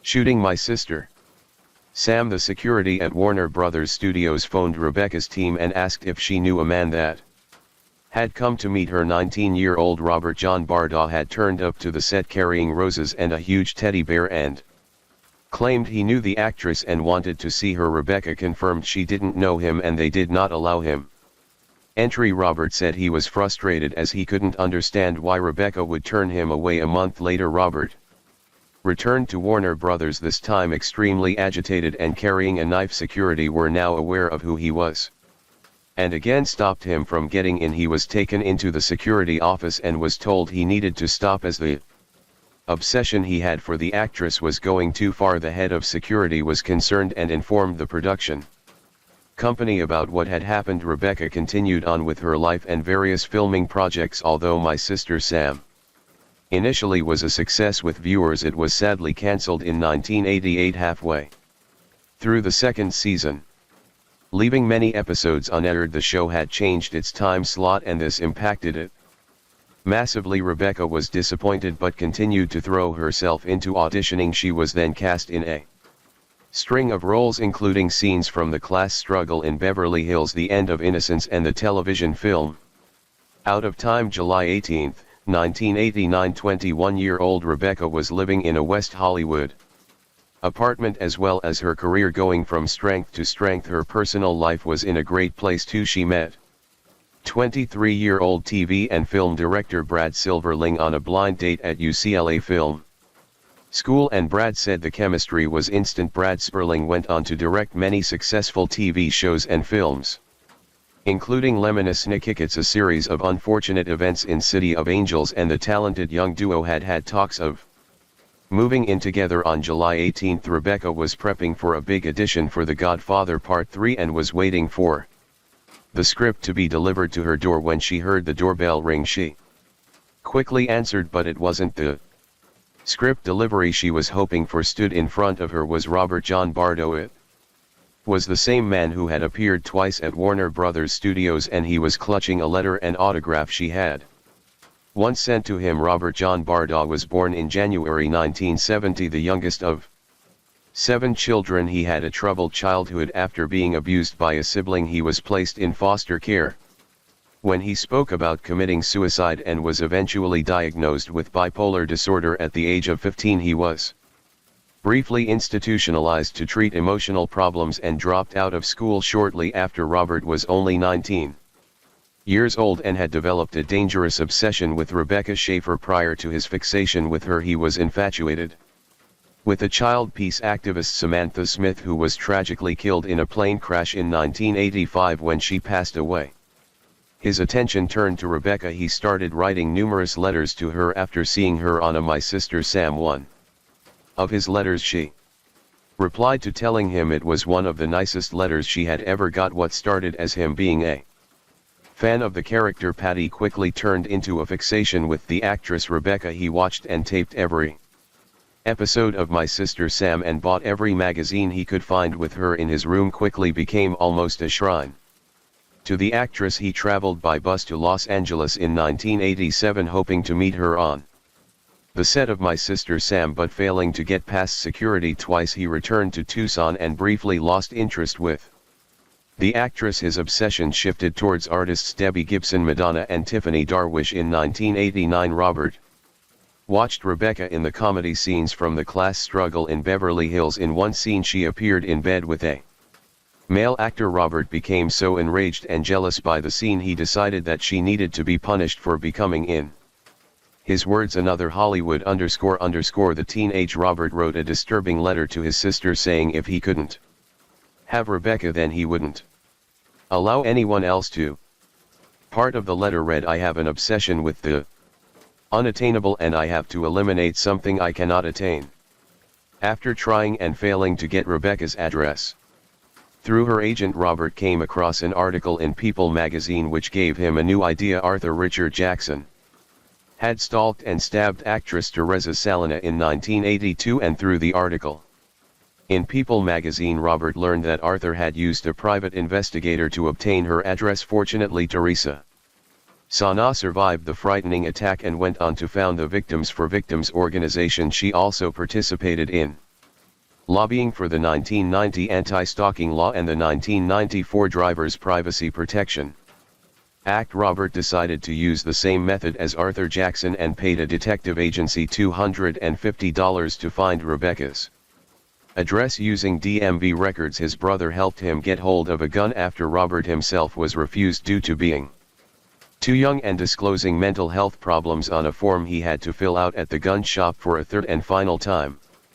Robert traveled to Los Angeles and stayed in the neighborhood where Rebecca lived, showing people pictures of her and asking neighbors if she actually lived there. Once he was certain that her address was correct, on the morning of July 18 he rang her doorbell just after 10:00 a.m. This encounter clearly unnerved Rebecca. She politely shook his hand and was pleasant to him but asked him never to come to her home again. Robert was shocked and went to a nearby diner to have some food before returning to her apartment an hour later. He claimed he did this as he had forgotten to give her a cassette tape. According to Robert himself, she answered the door again but had a cold look on her face. Robert said to a fan, without warning he pulled out a gun and shot her in the heart at point-blank range. According to Robert, she fell to the floor of her doorway screaming. Robert Bardos fled the scene, and shortly after Rebecca's neighbor, who had heard the shot and the blood-curdling scream, rushed to the doorway. He felt no pulse and phoned 911. She was swiftly taken to Cedars-Sinai Medical Center, but there was nothing they could do, and tragically 21-year-old Rebecca Schaefer was pronounced dead just 30 minutes after arriving the following day in Tucson. Several motorists phoned police to report a man running through traffic on Interstate 10. It was Robert Bardos, he told officers. He was devastated by the death of Rebecca Schaefer and was acting out because of it, an incredibly suspicious thing to say. Police faxed an image of Robert over to the LA detectives, who confirmed this was the man they were looking for. After hearing about the murder of Rebecca on the news, Robert's sister told police about the letter he had written to her. He was promptly arrested and extradited to California. He confessed immediately to what he had done. He was charged with first-degree murder, and prosecutor Marcia Clark would take on the trial 2 years later. Marcia became most well known for being part of the prosecution team on the O.J. Simpson trial in 1995, defending Nicole Brown Simpson and Ron Goldman. In Robert's case, she pushed hard for what is known as a bench trial. This means that the outcome would be decided by a judge rather than a jury. Robert Bardaw agreed to this in exchange for the death penalty being taken off the table. Steve Galindo, a veteran public defender, was in charge of Robert's defense team. Judge Dino Fulonia presided and he was reported to be one of the top legal experts on psychiatric evidence in the state of California. Despite his confession, Robert still pleaded not guilty. His defense team argued he could not have premeditated the murder due to his mental health issues, something Marshall was keen to disprove. You tell me approximately how many contacts you had with the defendant pertaining to locating Rebecca Schaefer. About 10, during the course of your conversations with Mr. Bardaws. Over the 10 contacts you indicated you had, was there ever any indication to you that he was violent or posed any menace or threat to yourself or the party he was trying to locate? None. Did you become aware at some point that your brother was interested in the actress starring in My Sister Sam? Yes, I did, and about a month before the murder occurred, did the defendant tell you that he had in fact hired a private detective to find Rebecca Schaefer? I believe he did. Had he ever indicated to you a desire to take the gun to Los Angeles on previous occasions? He gave some indications that I inferred suggested that. So I mean in a roundabout way, yes he did. Yes, a man came up to me and stopped me and showed me a picture and asked me if I knew this girl, if I'd seen this girl in the neighborhood. And do you see that man in court today? Yes, I do. Could you please point him out right over there? Do you recall your brother showing you a publicity photo, a black and white publicity photo of an actress? Yes. And do you recall who that was? I didn't know the name at the time, but it was Rebecca Schaefer. Widrick then tells of a letter Bo gave her less than 3 weeks before the murder. What did you feel upon reading this letter? I felt that he was upset about something and that he was going to do harm to himself, and the hint at the bottom had dates like on a tombstone. Yes, you're referring to the bottom of the letter where it says it's encased in 2 lines. Between the 2 lines it says hint : arrow. 1967 to 1989. Yes, but Robert Bardaws was not born in 1967. Rebecca Schaefer was.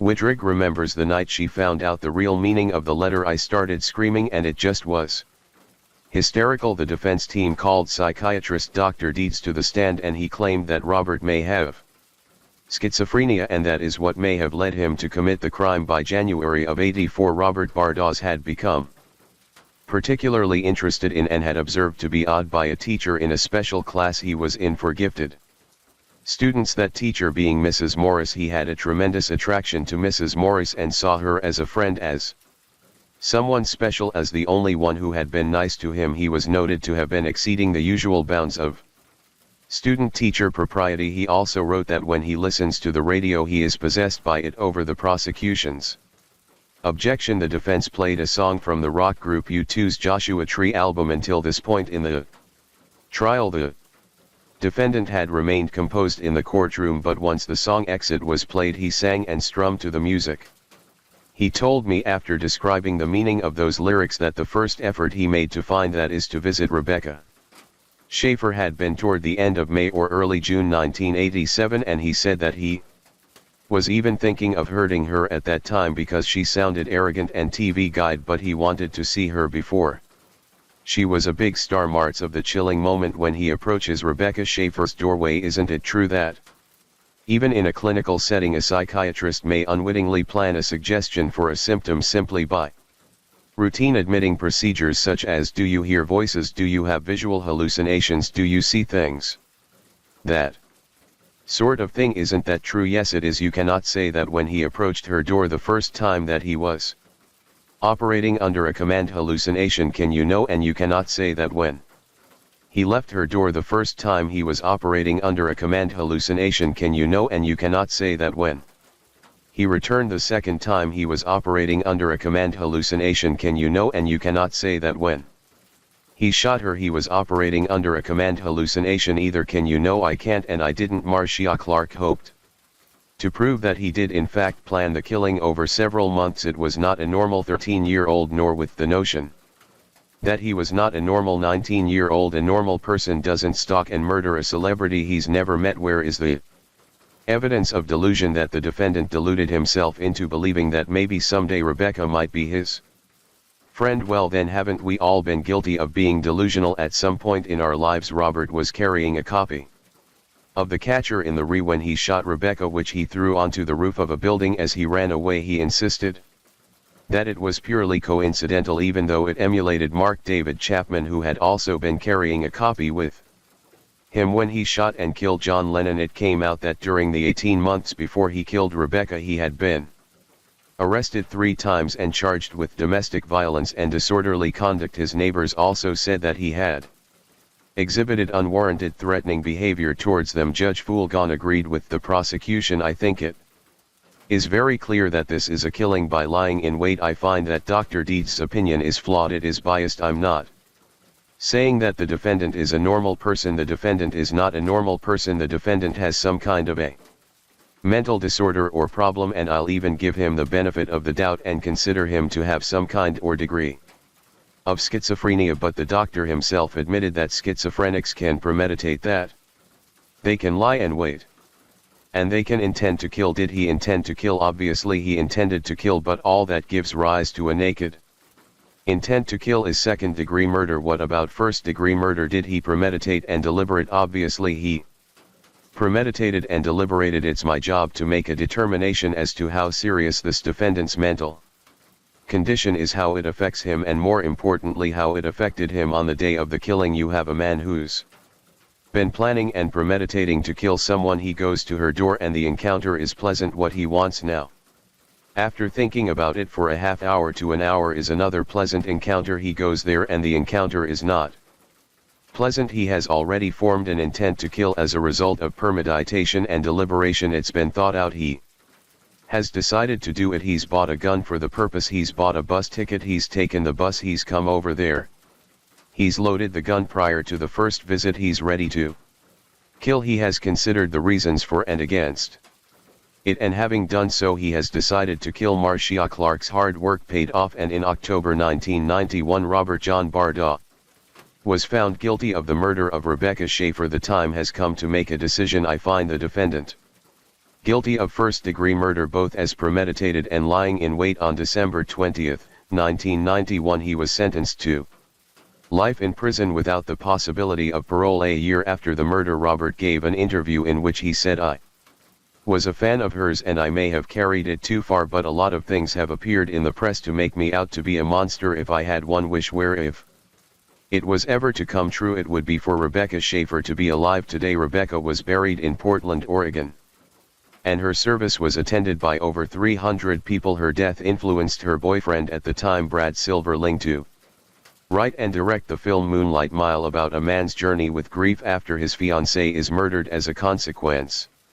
of Robert obtaining Rebecca's address, as well as Arthur Jackson getting Teresa Salinas' details through the use of private detectives. The U.S. Congress passed the Driver's Privacy Protection Act in 1994. This prohibits state departments of motor vehicles from disclosing the home address of state residents. The case also prompted the 1990 passage of America's first anti-stalking laws. In 2007 Robert Bardaw was stabbed 11 times in the maximum security unit at Mule Creek State Prison in California. He was treated and survived returning to jail soon after. As of 2020 he is serving his time at the Avenal State Prison in Avenal, California.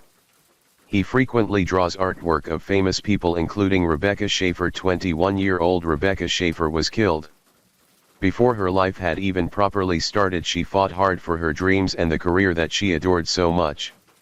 The drive she had would have undoubtedly continued to push her forward. Immensely talented and ambitious, she had much more to achieve both personally and professionally. Her tragic and untimely death prompted some big and much needed changes in the law, and her vibrant and kind-hearted spirit is kept alive by those that knew and loved her as the rain gently falls and the night grows deeper. Thank you for joining me here at Mr. Nightcared True Crime Stories. Remind us of life's mysteries and the importance of staying aware even as we seek comfort in the quiet of the night. Let the rain carry you to a peaceful sleep, and until we meet again, stay safe, stay curious, and let the night watch over you.